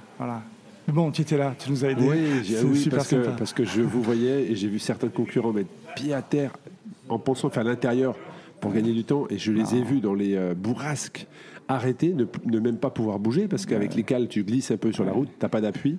Et je voyais les vélos. Ton vélo, il fait drapeau. Et c'est ce que j'allais dire. J'avais jamais vu les vélos voler et j'ai vu les vélos voler. Ça m'est arrivé de prendre un concurrent espagnol très léger, même un poids plume, un grimpeur, mais là, en l'occurrence, c'était difficile pour lui. Le tenir d'une main comme pour emmener ton enfant quelque part, et de l'autre main tenir son vélo qui faisait drapeau. Ah oui, parce qu'avec les sacoches et tout, c'est une prise au vent incroyable. Exactement. Et quand tu arrives en haut, qu'est-ce que tu te dis? Moi, je me suis dit, ça y est, c'est bon, je vais arriver au bout maintenant. Il restait 200 km. Il restait 200. Un peu plus. Un peu plus de 200 km. Et je me suis dit, bon, après le Ventoux, là, c'est sûr, je vais aller au bout. Parce que dans ma tête, pour rassurer mes proches, je leur disais, mais j'habite Vaison, donc je leur ai dit, parce que si je suis cuit, je rentre à la maison. Oui, t'es à côté. Ça, c'est ce que je disais, mais je savais que je voulais pas lâcher. Donc arrivé au Ventoux, en haut, j'étais pas très bien, c'est sûr, mais je savais que... On en a vu d'autres arriver dans des états bien plus difficiles que toi. D'accord. Bon, c'est... D'autres beaucoup mieux, mais c'est vrai que on voyait, les visages étaient marqués, le froid avait saisi les personnes, on voyait même des personnes qui, alors que c'était l'ascension, avaient mis tout ce qu'ils pouvaient mettre sur eux, alors qu'il leur restait la descente à faire. Donc quand tu es déjà frigorifié en haut et tu as mis tout ce que tu avais dans tes bagages, qu'est-ce que tu rajoutes pour descendre? Rien. On était très inquiets quand même. C'était difficile, Et donc après, tu te lances dans la descente. Comment s'est passée la descente avec le vent? Alors, étonnamment, on n'a pas été trop secoués. Il y a les deux premiers virages. Voilà, les deux premiers virages, il faut faire gaffe, il faut rester au milieu de la route, ni trop au bord, ni à droite, bien sûr, sinon on risque de tomber dans le précipice, enfin dans le ravin, quoi. Donc non, franchement, pas trop froid non plus. Non, ça l'a fait. En plus de nuit, c'est intéressant parce que bon, il y avait personne, il n'y avait pas de cycliste en face, il n'y avait pas de voiture en face. T'as pas croisé d'animaux non plus? Non, alors ça c'était ma crainte quand même. C'était ma crainte, donc la lumière je l'ai mise un peu forte à l'avant. Et puis effectivement, Fanny nous racontait tout à l'heure. Tu pensais à ça? En fait, j'allais te poser la question si toi aussi tu avais chanté dans la descente. J'ai pas voulu le dire tout à l'heure à Fanny parce que je la connais pas, Fanny, je la connais de nom comme ça, mais j'ai fait pareil. Tu cries, tu chantes. J'aurais tellement aimé entendre tous ces concurrents qui passent la nuit, tu sais, comme ça, comme des balles, et les entendre chanter en pleine nature. Mais tu chantes pour deux raisons. Tu chantes par rapport à ça, je pensais vraiment aux animaux, et tu chantes parce que tu es content. Tu étais content d'être là. Ouais. Et voilà, quoi. Si tu es dans la descente, tu dis c'est bon, là, j'ai fait le plus dur. J'ai fait le plus dur. Jusqu'à Vaison, il y a 30 km. C'est que pendant 30 km, tu fais ces kilomètres gratuits parce que tu n'as pas à forcer. Tu te laisses aller, puis tu arrives et tu as fait 30 km. Et donc après, tu retrouves le plat derrière, vent de face encore? Après, même pas, non. Là, pas. Après, on allait à Nyons. Non. Il faut vraiment attendre encore une bonne trentaine de kilomètres avant de retrouver du vent. Effectivement, il faut après Grignan. Après Grignan, on a retrouvé du vent un peu, mais c'était rien par rapport à Valençol, au plateau de Valençol là-bas. Donc non. Mais le vent, il a suivi jusqu'au bout. Justement, Pascal a créé. Il est d'ailleurs encore présent sur la route. Ils ont un bon vent de face. Donc, comme je les applis météo un peu en permanence, quand on a pris le petit-déj avec Pascal, il me dit il y a du vent dans le col du Rousset. Je dis non, ils n'ont rien prévu. c'était hallucinant le vent qu'il y avait là-haut. En plus, il n'y avait pas de soleil, il y avait des nuages. Et on s'est retrouvé un peu comme dans le Ventoux. Alors, c'était de jour, mais très froid, très très froid. Le sommet du col de Rousset. Et comment tu t'es équipé toi par rapport à ça? De quoi étaient composées tes sacoches pour ce périple de 500 km? Alors très léger. J'ai fait un peu quelques années du trail, de l'ultra trail, et donc j'ai un imperméable, une membrane qui pèse rien, qui pèse 250 grammes. L'air ne passe pas, donc tu peux aller jusqu'à 0 degré. Un maillot de vélo et juste ça au-dessus. Et après aussi une membrane pour couvrir les mains également, pour le Ventoux, pour la descente, enfin la montée et la descente. Après le Chalet-Reynard, faisait très froid. Un bœuf que tu mets sous le casque pour la descente. Et puis c'est passé. Hein. Alors j'ai vu pas mal de coureurs qui ont mis des jambières, des choses comme ça. Mais ça, c'est ceux qui sont... Qui font vraiment le long, qui partent sur les 1500, les 2600, voilà. Parce qu'ils sont obligés, parce qu'effectivement dans les Alpes tu peux tout rencontrer, quoi. Exactement. Donc j'ai vu certains qui ont filé même des combinaisons carrément quasiment intégrales comme les motards. D'accord. Pour le froid. Ouais. C'est assez intéressant pour nous de vous voir tous passer un par un, parce qu'on peut vraiment voir les différentes manières que vous avez de vous préparer, de vous organiser, de vous équiper. Il y en a certains qui, une fois arrivés au sommet du Mont Ventoux, mettent un tout petit gilet, même sans manches. Et repartent et on reste le regard complètement surpris de les voir repartir dans le noir comme ça, alors que nous on est frigorifiés, tu vois. Et tu en as certains qui sont très bien équipés, effectivement. Et donc après tu finis le col du Rousset et tu arrives sur Saint-Jean-Orient. Tu franchis la ligne d'arrivée. En chantant dans la descente. Encore en chantant dans la descente. Mais là, j'ai pas peur des animaux, hein, j'étais content, c'est tout. Mais tu sais, je rigole de ça, mais j'ai vécu la même chose aux États-Unis. Le deuxième jour, c'était un lever du soleil. On arrivait dans l'Utah. Et moi, c'était en montant, c'était pas en descendant. D'accord. C'est que ma voiture d'assistance était loin derrière. Et j'étais tout seul dans ce col. Il n'y avait personne. Et je voyais les rayons du soleil qui venaient me caresser juste au-dessus des sapins. Et alors, moi, j'ai pas chanté, mais je me suis mis à crier très, très, très fort, aussi fort que je pouvais, tous les prénoms des gens qui comptaient pour moi. D'accord. Ce qui fait que 24 heures après, j'ai perdu ma voix. Moi, j'avais crié fort. Donc, truc que je livre comme ça, parce que dans la vidéo qui a été tournée sur mon reportage, on explique que c'est le chaud-froid, les raisons pour lesquelles j'ai perdu ma voix. Bon, j'avoue aujourd'hui que c'est parce que j'ai crié très très fort, mais ça fait énormément de bien. Ça fait énormément de bien. Et c'est spontané, c'est pas réfléchi, c'est comme ça sort. Exactement. Et donc, on va revenir à ton parcours. Donc, tu franchis la ligne d'arrivée, on est là pour t'accueillir. Et je sais pas, quel sentiment t'envahit, qu'est-ce que tu te dis? J'étais super ému, hein, tu l'as vu? J'ai vu, effectivement. Donc j'étais super ému parce que c'était, c'est un peu un rêve. Je veux dire, la RAF, l'ultra, moi ça me fait rêver, voilà. Qu'est-ce qui te fait rêver? C'est quoi les valeurs qui t'attirent? Le dépassement, le dépassement de soi et ce qui me plaît, c'est juste d'avoir un vélo. Comme mode de transport. Transport. Tu peux aller d'un point A à un point B. Voilà, c'est exactement ça. Entre ces deux points, avoir des paysages formidables. Voilà. Et avec une autonomie quasi complète. Voilà, donc... et surtout de se dire que au final, moi je reste abasourdi par ce que font tous ces coureurs qui vont aller jusqu'au Touquet. C'est impressionnant. Parce que du coup, j'ai pu vivre de l'intérieur. C'est ça aussi qui m'a plu. La veille, je suis arrivé 2 jours avant, Mandelieu. C'est des gens qui étaient à côté de toi, que tu as pu observer dans leur préparation, échanger avec eux. J'ai beaucoup échangé avec eux. Comme Pascal Pénaud dans une boulangerie.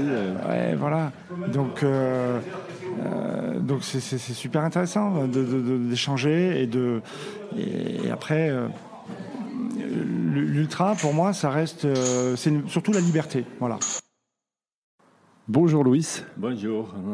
Bienvenue à Doussard, au bout de 1100 km depuis Mandelieu la Napoule. Ma première question c'est comment tu te sens? Je me sens fatigué mais heureux d'avoir arrivé on time. Alors tu sais que tu es le seul finisher sur les 1100 km. On m'a dit, c'est normal parce que la route est extrêmement dure. J'avais en déterminés moments pensé avec l'idée d'abandonner, mais avant, au final, je pense qu'il doit continuer. Et ça. Alors, c'est vrai que tu dis j'ai été informé, mais c'est moi qui t'ai informé, en fait, une fois que tu as franchi la ligne, que tu es le seul, puisque ta compagne, ta femme, n'a pas souhaité te le dire pendant que tu étais sur le vélo pour ne pas te décourager. C'est bien ça? Ouais, c'est ça, c'est correct.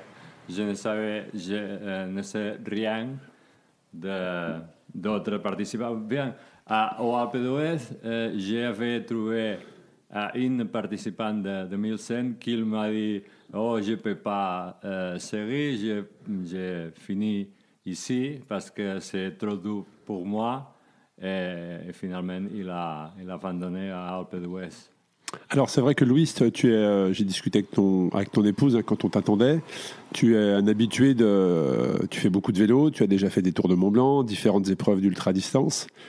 Qu'est-ce que tu penses de ce parcours de la Race Cross France version 1100 km?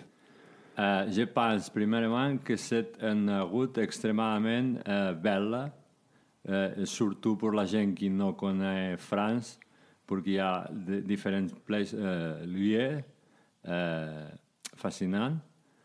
Et après, si tu veux faire la route avec les temps établis, est extrêmement dur. D'accord. Donc c'est le constat que font, je le répète régulièrement, mais depuis... mais dur. C'est très très beau, mais c'est très très difficile. Ouais. Tu connaissais l'école par lesquelles on passait? Tu connaissais tous les endroits plus ou moins, ou tu as découvert des endroits et des régions françaises? Je connais pratiquement tous l'école parce que j'aime beaucoup France et j'avais venu autrefois. Mais il y a lieux comme le Verdun, par exemple. Les gorges du Verdon, oui. Oui, que c'est fantastique. Il y a d'autres après l'école de... Excuse-moi. Au-dessus de Gordes, Cordès, tu connais? Non, ça c'est... C'est beau aussi, le col des Murs. Si. Non, j'ai découvert lieux des endroits que j'ai besoin de retourner autrefois avec la calme, sans la presse, le pressing. Sans la pression du temps. De la dame. Est-ce que tu peux nous parler également de ton ascension du Mont Ventoux? Comment est-ce que ça s'est passé avec brutal. Ce vent? C'est un commencement de la route le premier jour. Brutal parce que tous les dimanches, tous les dimanches, à la tarde du dimanche, après-midi du dimanche, il y a beaucoup de vent et à la montée, à la nuit, avec le froid et le vent fort, c'est un début à la route difficile. Le début, ouais. Tu es arrivé au sommet du Mont Ventoux à quelle heure? À 12 heures de la nuit. 2 heures de la nuit? Ouais. Alors, est-ce que j'ai pas souvenir, excuse-moi, mais est-ce que tu fais partie des participants que j'ai aidés dans le dernier virage, ou est-ce que tu es monté tout seul jusqu'en haut? Comment? Est-ce que je t'ai aidé dans le dernier virage? Tu sais, le dernier virage, il y avait énormément de vent.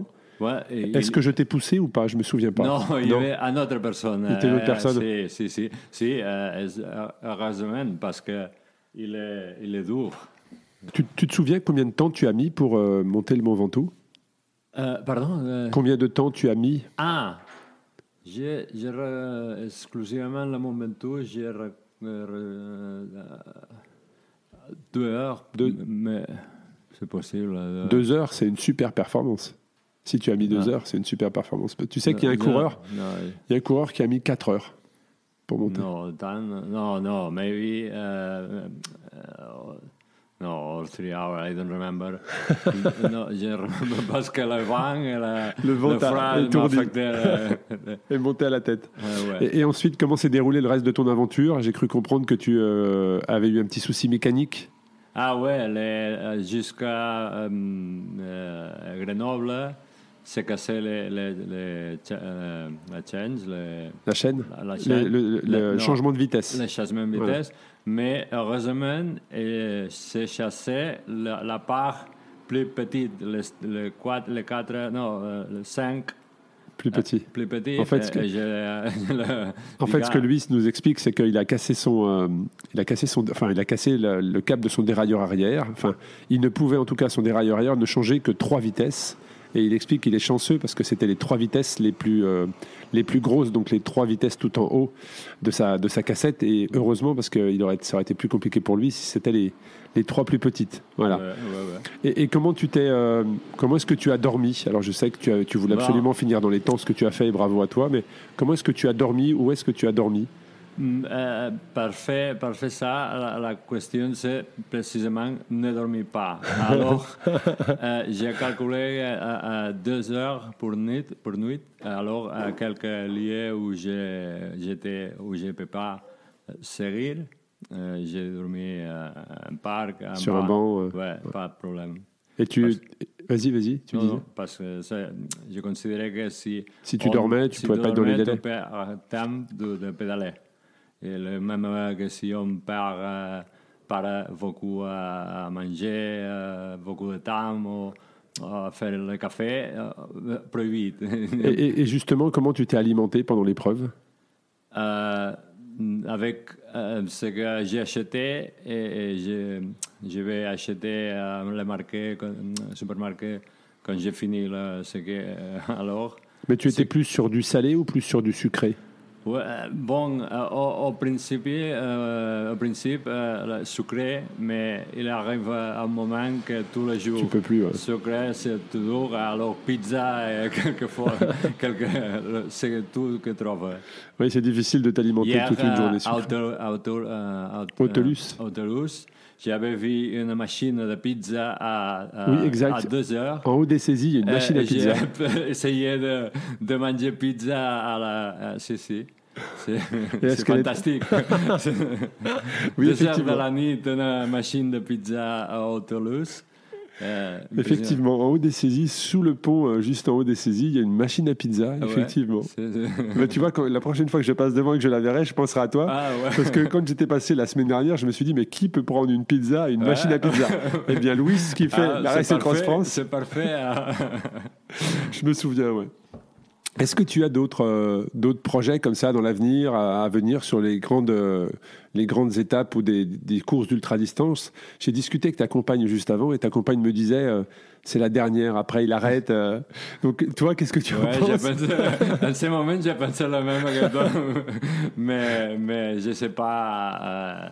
Cette année, je m'avais concentré à préparer pour venir ici. Toute l'année, j'avais fait des brevets de 300, 400, 600 kilomètres et après les rafts. En ce moment, je ne sais pas ce qu'on deviendra.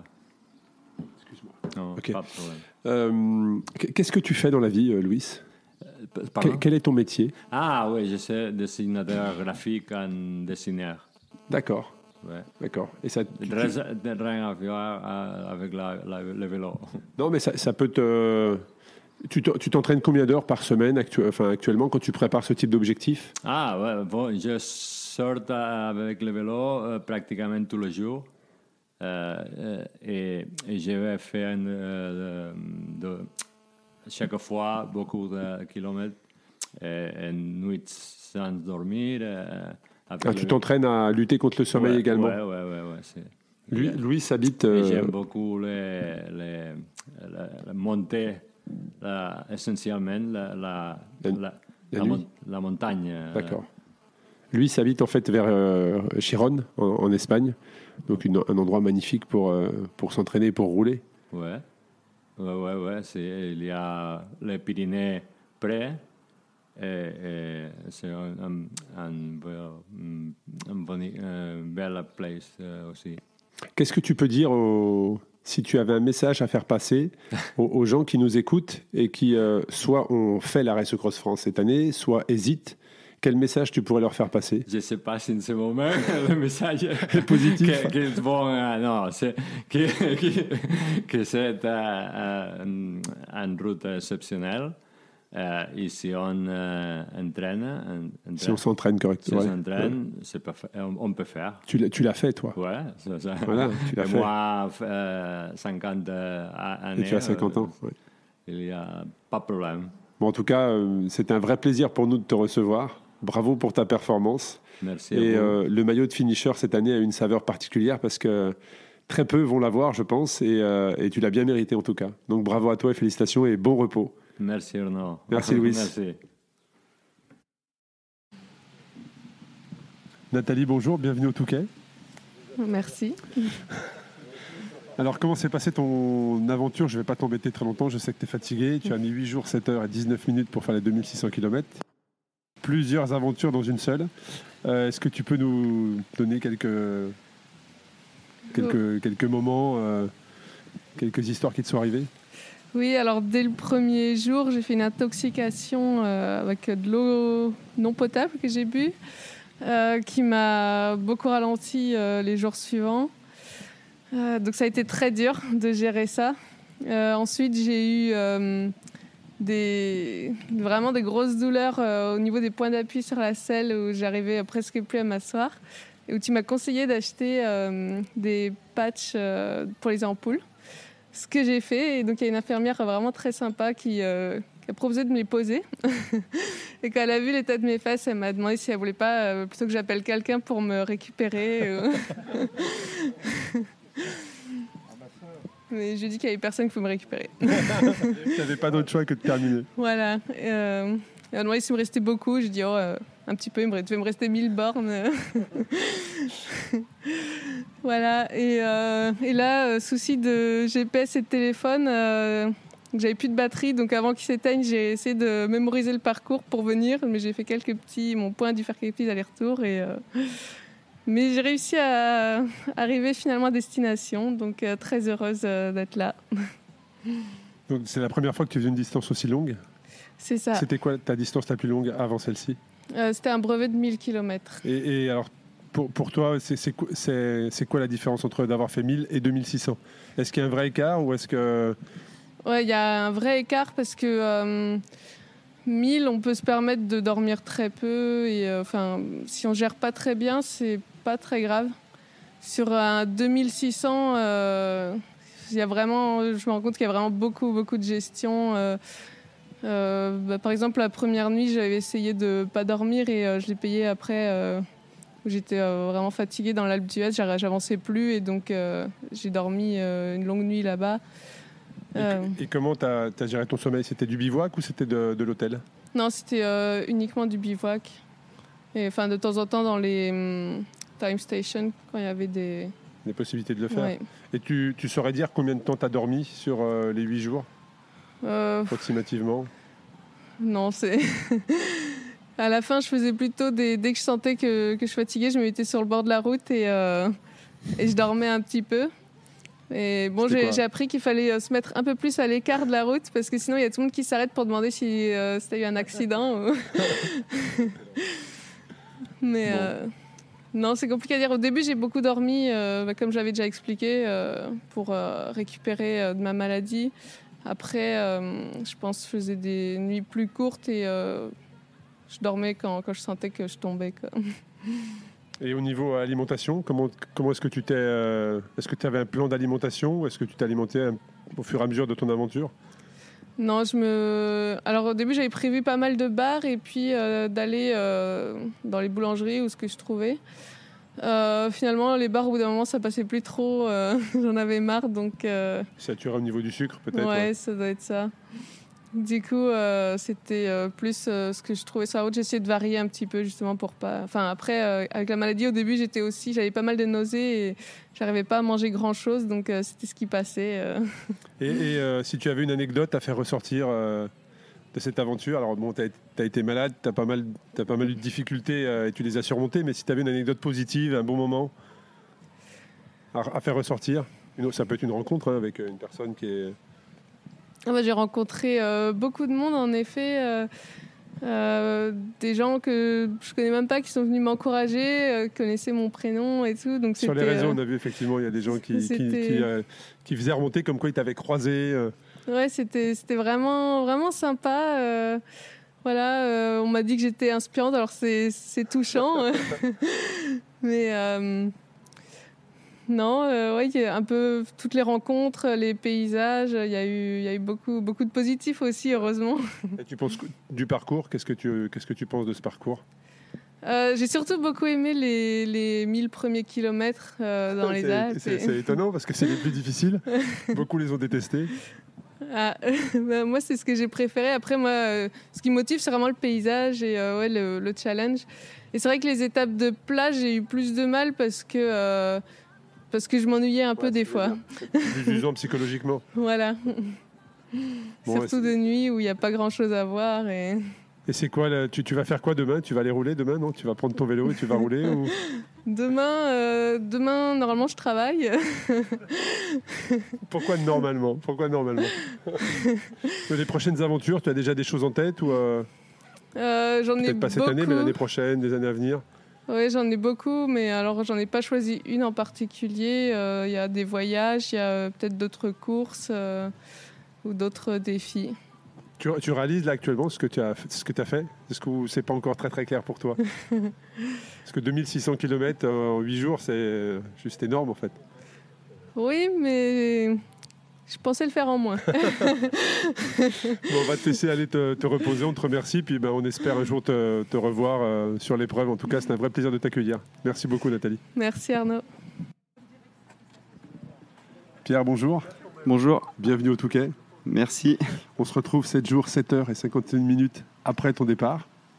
Qu'est-ce qui s'est passé entre-temps? Une vie. Tellement d'aventures. Est-ce que tu peux nous, comme ça, à chaud, parce que tu viens juste d'arriver, est-ce que tu peux nous expliquer comment ça s'est déroulé pour toi, si tu reprends étape par étape? Alors, étape le par étape. Déjà le Ventoux, comment s'est passé l'ascension du Ventoux? C'était mythique. Plus je montais, plus j'appréhendais la descente en fait. Avec le vent, là-haut, j'arrivais même plus à tenir mon guidon dans la montée, tellement ça soufflait. Mais ouais, je pense que sans toi, j'aurais pas pu finir la dernière rampe en fait. Dans le dernier virage? Ouais, le dernier virage. Il y avait des rafales, ouais. Ouais. Mais bon, à côté, c'est vrai que la descente côté Malocène était beaucoup moins exposée. Ouais, donc, plus protégée. Ouais, c'était un soulagement au bout de 2 km de voir ça. Puis on avait décidé avec Hugues de le faire à deux. On s'est dit les conditions sont un peu dangereuses. On va essayer à deux, on sera plus fort, on va se soutenir, on va essayer d'observer si dans la descente il y a des animaux. Par exemple, lui il a vu 4 renards, moi j'ai rien vu. Donc, c'était sympa, c'était partagé. Et puis voilà, le Ventoux, c'était une première étape. On s'est dit après le Ventoux, on peut tout faire. Il y a eu des sacrés défis après. Ouais, après donc tu avais le Vercors. Ouais, c'est ça. Le Vercors. Entre-temps, on a eu un pied à terre dans le Diois chez des amis que je remercie au passage. Et le lendemain, Vercors, col du Rousset que j'adore, vraiment un de mes préférés. Très beau col. Le Stelvio français, je l'appelle. Après, un petit arrêt à Saint-Jean avec des ravioles super bonnes qui m'ont reboosté. Puis là, j'ai découvert les gorges de la Bourne. Oui. Wow, extraordinaire. Magnifique. Vraiment un cirque, un peu comme le cirque de Gavarnie. Puis le plateau du Vercors. Et là, la bascule aussi que je ne connaissais pas sur Saint-Nizier-Moucherotte. Et là, j'avais des superbes sensations. Je regardais l'heure, je me dis 16h. Je dis je file à l'Alpe. Je savais que quand le vent venait du nord, il soufflait du sud dans la remontée sur Bourdoisan. Donc j'allais y être assez rapidement. J'arrive à Bourdoisan, je fais quand même changer mon pneu avant. Parce que je savais que la descente de Sarenne avec un pneu dans cet état-là, ça allait pas tenir. Ouais. Je fais changer mon pneu avant, je pars tranquillement, l'Alpe, Sarenne. J'étais seul au monde, c'était magnifique avec le coucher de soleil sur Sarenne. Dans la descente, le problème c'est que j'ai changé ma roue avant, et j'ai mal effectué les branchements. Ma dynamo me lâche, pleine nuit. Heureusement j'avais ma lampe de casque, mais c'était un petit peu effrayant quand même. Et de là, je remonte jusqu'à la Grave. Je me mets dans un gîte, il y a des gens qui m'aident et on a réussi à réparer, quoi. Et puis l'équipe d'héroïne arrive à ce moment-là, ils me demandent ce qui se passe. J'étais vraiment, vraiment content d'avoir réparé. Et là, je repars pour le Galibier, je me sentais super bien. Et le Galibier, la montée magnifique, tout seul, là, dans les étoiles. C'était un côté paradis. Je bascule de l'autre côté, tout était blanc givré, l'enfer. Donc tu as pris la décision de faire Lautaro-Galibier de nuit. Je voulais continuer sur ma lancée. En fait. Je voulais pas m'arrêter au Lautaro, c'était dommage. Donc je suis allé au Galibier. Je pensais pas que la descente de l'autre côté serait aussi terrifiante. Il y avait un moment où, juste avant plan l'achat, j'étais assez vite. Il y a 2 renards qui me sont passés devant. Je les ai évités, mais pour 5 cm. Donc il fallait faire attention quand même. Et à Valloire, par contre, j'ai été accueilli par 2 personnes qui m'ont... J'étais vraiment en hypothermie totale. Elles m'ont peut-être pas sauvé, mais pas loin. Je pense que j'aurais pas tenu longtemps. Ils m'ont bien remonté le moral, c'était super sympa. Après, je suis redescendu tout en bas de la vallée à Saint-Michel, où là, j'avais justement un ami qui voulait me retrouver là pour monter le col de l'Isran. Je lui ai dit, on va dormir 2 heures et puis on va partir. Puis le lendemain, on s'est retrouvés. Il y avait une petite déviation assez sympa aussi, un petit radar vachement... Exact. Ça, j'avais pas le choix de l'utiliser, mais on savait que c'était un col en fait. Ouais, mais c'était génial. Je me souviendrai plus du nom du col, mais... Ça rajoutait... 200. C'était équivalent en termes de kilomètres, je crois. La distance était quasiment équivalente. Par contre, le dénivelé n'était pas le même. En plus, Mais c'était un bon échauffement, parce que l'Isran, honnêtement, je pense que c'est un col sous-estimé. Depuis des 2 côtés... La longueur et les pourcentages, c'est un des plus durs de France. Je le trouve beaucoup plus dur que la Bonnette, que le Ventoux aussi. Mais en termes de paysage, splendide. Puis justement, partager avec mon ami Guilhem, là, c'était un super moment. On arrive en haut de l'Isran. J'étais assez marqué, mais j'avais prévu de faire une grosse journée. Celle-ci... Donc j'ai bien mangé là-haut. C'était un relais. Tu dis faire une grosse journée en termes de kilomètres, tu voulais vraiment ranger de cols. De cols en fait. C'est les journées alpestres, je comptais pas le kilométrage, je comptais le nombre de cols franchis, c'était plus ça. J'avais prévu d'en faire au moins 3, au maximum 4. Chaque jour, j'avais un minimum et un maximum de prévu. Et dans les Alpes, j'ai réussi à obtenir un maximum et le reste, j'ai fait entre les deux, quoi. Donc là, après, j'ai enchaîné sur Cormet-de-Roseland, où il faisait très très lourd au bas. Et là, je sentais Je suis arrivé en haut, il faisait assez frais. Je me dis, il y a des écarts de température qui font que ça peut tourner à l'orage. Je descends côté col des Saisies. Ça commençait à devenir gris. Je me dis, je vais essayer de le monter assez vite. J'arrive en haut, la chaîne des Aravis était bien grise. Donc je descends et je me dis, je vais quand même essayer la Colombière. Je la fais de nuit et ça passe très bien. Et là, j'ai reçu ton message, on t'attend Doussard. Ça, psychologiquement, ça fait la différence. Sinon, je sais pas, je me serais peut-être arrêté en bas de la Colombière. Mais là, j'étais content de faire ces 4 cols. Parce que tu arrives à Doussard, il était 1h du matin. Ouais, 1h du matin. Puis là, je vois mon ami Luc, justement, je savais qu'il était devant moi.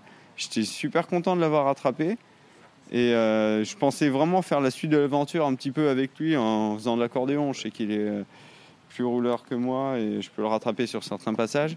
Et le problème, c'est le lendemain, quand il s'est réveillé, j'ai su qu'il était blessé et là ça m'a foutu un coup au moral parce que je savais que lui aussi il avait tellement envie de faire cette expérience. Il m'avait parlé de l'année dernière, il m'a dit tu verras, c'est inoubliable. Et je me suis dit cool, on va partager ça alors. Mais j'espère que l'année prochaine il sera là. Il était blessé au tendon et malheureusement c'était avec le métier que vous faites, c'était trop compliqué pour lui de forcer sur son tendon. J'espère qu'il va mieux et qu'il va prendre soin de lui. Et j'ai pensé à lui parce que il aurait aimé être là comme l'année dernière. Puis après, c'est vrai qu'il m'avait prévenu sur la deuxième partie. Moi qui suis grimpeur et pas du tout rouleur, je vais en baver. Ça a été dur, mais c'était surtout dur mentalement. Donc cette partie-là, je pense qu'elle m'a apporté beaucoup. Pas forcément physiquement, mais en termes de résistance mentale, ça m'a peut-être blindé. Et c'est quoi qui t'a le plus marqué mentalement alors ? Les lignes droites de 20 km. Ce matin... C'était de l'usure en fait. De l'usure, mais vraiment... Oui, j'ai appris ce matin effectivement que tu as envoyé un message à 50 km de la ligne en disant je ne suis pas sûr, je ne vais peut-être pas y arriver. Je peux te dire qu'on sera allé te chercher sinon. C'est clair. Mais j'ai justement eu un appel de mon pote Fabrizio qui va faire Paris-Brest-Paris, qui d'ailleurs m'a retrouvé... sur l'étape, quand je suis passé vers Lyon en voiture, il m'a doublé avec ses petits. Oui, on a vu. C'était génial. Il a communiqué dessus. C'était un grand moment aussi. Puis d'ailleurs, j'ai un autre ami qui m'a emmené manger ses parents ce soir-là, Mathieu, que je remercie aussi, toute sa famille qui m'ont fait un accueil génial. Et Fabrizio m'a appelé à 50 km de l'arrivée, il m'a limite engueulé, il m'a dit non, mais c'est interdit.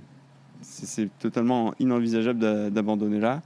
Mais tu te l'es dit pour quelque part enlever la pression, ou tu pensais vraiment que tu n'étais pas capable à ce moment-là d'y arriver? Comment on peut se dire à 50 km de la ligne, je suis pas sûr de pouvoir y arriver?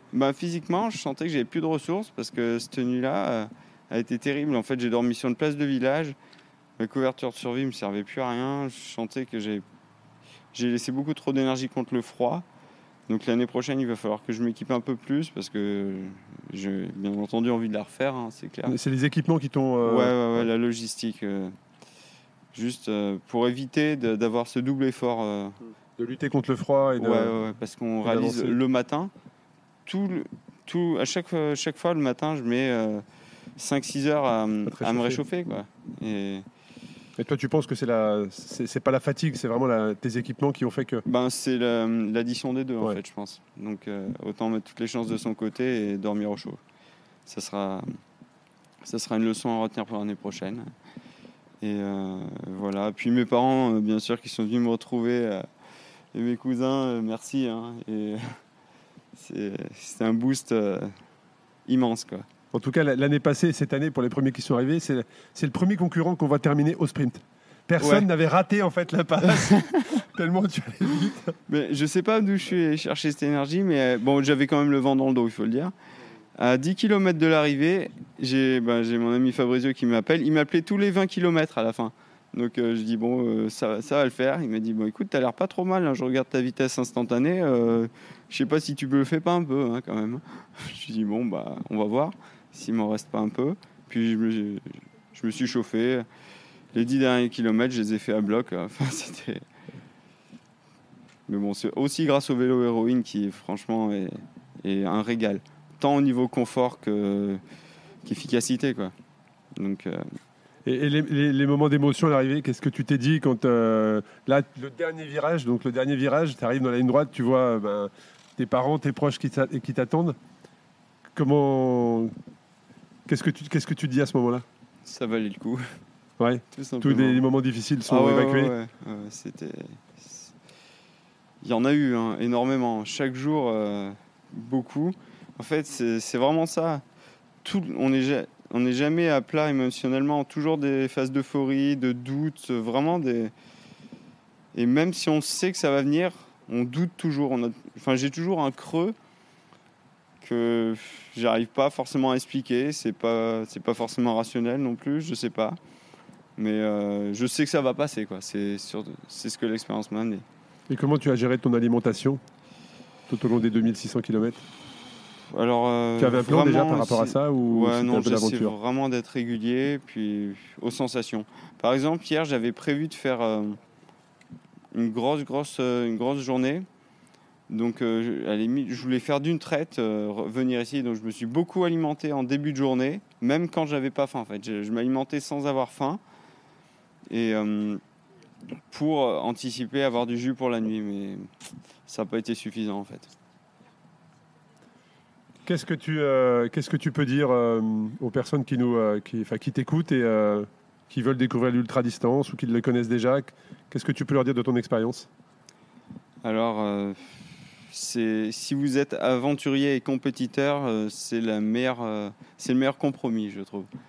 Mais il ne faut quand même pas sous-estimer la difficulté d'un tel effort. Parce que c'est assez dur à décrire. Je pense que décrire, on ne pourrait pas retranscrire la réalité de cet effort-là. Je pense qu'il faut vraiment le vivre. Après, ce qui est intéressant, c'est qu'il y a plusieurs distances. Donc il ne faut pas y aller... Il ne faut pas griller les étapes, je pense, là-dessus. Il faut vraiment... je pense que le 300 déjà est... avec un énorme dénivelé, pratiquement 7000. C'est un des plus durs parcours 300 km qui soit. Je pense que le 300 est bien pour se roder. Après, il y a des 500 qui sont bien aussi, mais ne pas griller les étapes pour l'ultra-distance. Et est-ce que tu t'attendais à une épreuve aussi difficile? Non. Non, clairement. J'ai été toutes mes certitudes balayées. Ça, c'est génial. C'est comme ça qu'on apprend, de toute façon. Donc, Il y a Laurent Boursette qui est attendu, tu vois, Laurent Boursette. Ouais, qui est là, génial. J'ai beaucoup de questions parce que je suis admiratif. Franchement, je me suis dit, quand je vais arriver, ce que je vais faire, j'avais une liste de choses à faire, c'est regarder les 2 premiers, comment ils se sont entraînés, quelle logistique ils avaient, comment ils ont géré leur sommeil, comment ils ont géré les cols, quel col franchir de nuit, quel col ne pas franchir de nuit. Oui, ça, je pense que tu t'en souviendras. Ouais. Après, c'est vrai que j'ai encore le doute, parce que l'enchaînement Galibier-Iseran, il y en a forcément un à faire de nuit, quoi, presque, mais c'est un pari. Même l'Iseran, certains concurrents l'ont franchi de nuit, ils sont redescendus à Val d'Isère aussi frigorifiés. Je pense à Hugues il m'a dit qu'il avait abandonné à cause de ça. Ouais. C'est énorme. Il a voulu partir tôt de Val d'Isère à 2h du matin, et la descente qui est très longue et pas forcément facile. Il était frigorifié au pied. Ouais. Le problème, c'est que c'est une descente très longue. Ouais, très très longue. Très longue. Ouais, donc. Bon, on va te laisser réfléchir à tout ça pour l'année prochaine. Moi, je suis impressionné par ta lucidité de pouvoir te souvenir précisément à tel endroit, tel kilométrage. Donc bravo à toi. Justement, cette lucidité, oui et non, parce que je l'ai préparé longtemps, j'y ai pensé sur les grandes lignes droites. Par exemple, ce matin, la ligne droite de la Somme, j'étais pas bien réveillé. Moi, j'ai fait une nuit blanche, donc là, je luttais vraiment contre le sommeil, mais je pensais aussi à tout ce qui s'était passé. Je me faisais un petit récap, en fait, pour pas m'endormir. Je pensais vraiment, je faisais une petite rétrospective de tout ce qui s'était passé, de toutes les personnes à remercier, parce que je pense que j'aurai une liste assez longue. Et bien sûr, oui, je vais quand même remercier mon équipe de coursiers, sans qui je serais pas là, Fan la bise, et tous mes potes qui m'ont suivi à distance, qui sont venus à ma rencontre.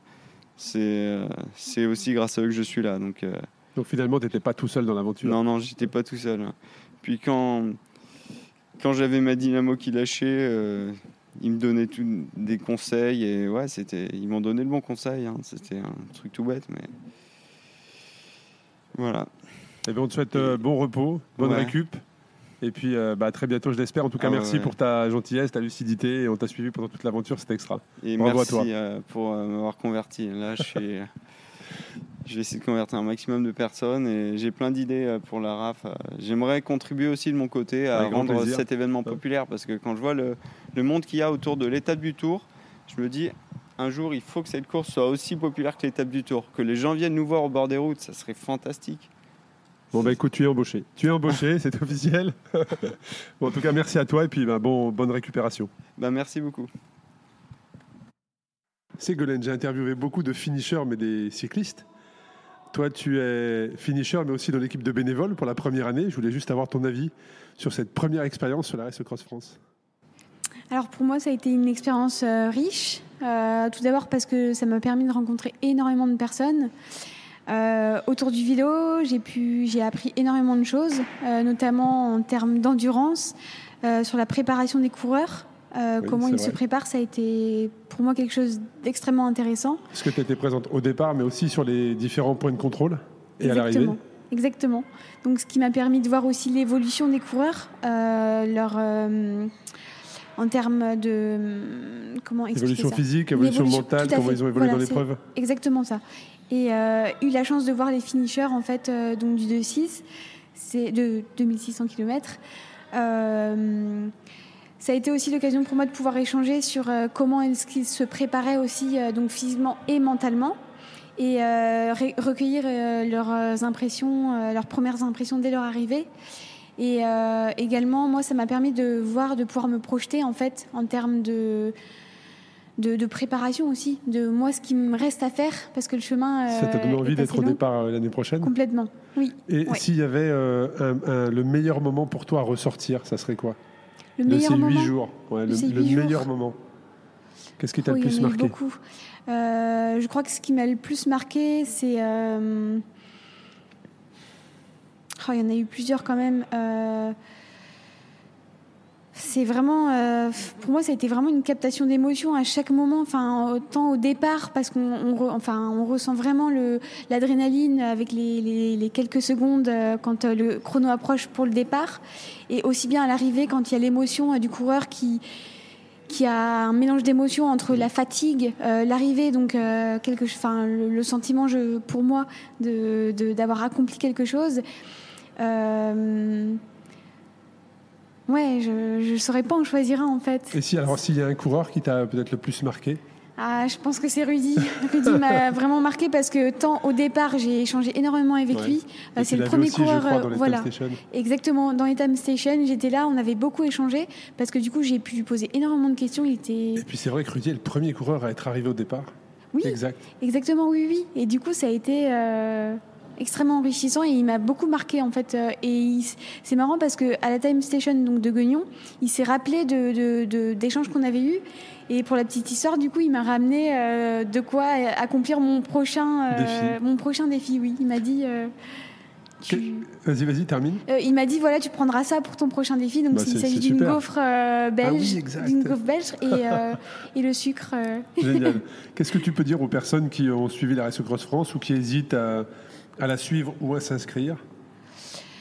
Alors du coup, peut-être de regarder déjà l'ensemble des photos. Ça donne, je pense, une bonne image. Je dirais que l'équipe, donc des photographes et vidéastes, ont vraiment fait du beau travail.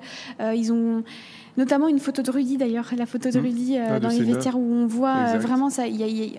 Il capte les émotions et on peut les ressentir. Il faut vraiment voir ça comme une histoire. En fait, certains coureurs ont d'ailleurs utilisé ces propos en disant que c'était pas uniquement un parcours. En fait, c'était vraiment un voyage. Et moi, je pense qu'au travers de ces photos, on voyage au travers de leurs émotions. En fait, ce qu'ils font ressentir au travers les photos. Et je dirais autrement que d'autres coureurs aussi donc de ce que j'ai pu entendre, nous ont quand même rapporté le fait de pas hésiter à s'inscrire parce qu'au final, c'est pas grave de pas terminer. Enfin, maintenant, aujourd'hui, je vois ça aussi comme ça. Un abandon, c'est pas un échec en fait. C'est plus, on apprend en fait c'est riche en fait, c'est riche d'apprentissage et voilà, on sait où sont nos limites, ce qui nous reste à travailler et c'est pas grave. On rencontre des gens, rien que rencontrer des gens, je pense que déjà rien que ça, pour moi, c'est un gage de participation en fait. Rien que pour ça. Merci beaucoup Ségolène, mais je te dis donc rendez-vous l'année prochaine et peut-être sur la ligne de départ. Merci à vous. Oui, merci à toute l'équipe. Merci beaucoup.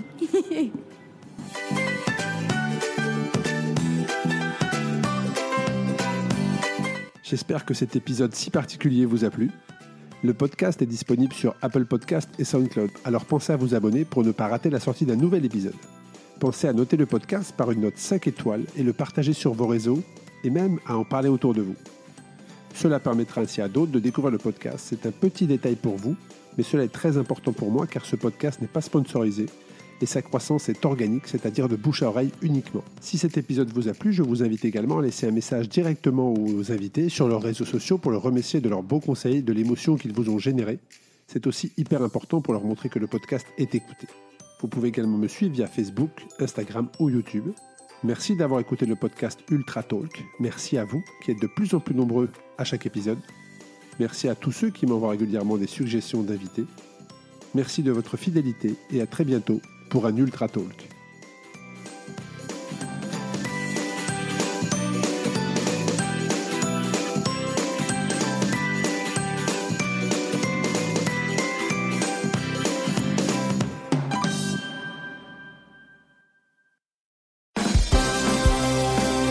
Ultra Talk by Arnaud Manzanini.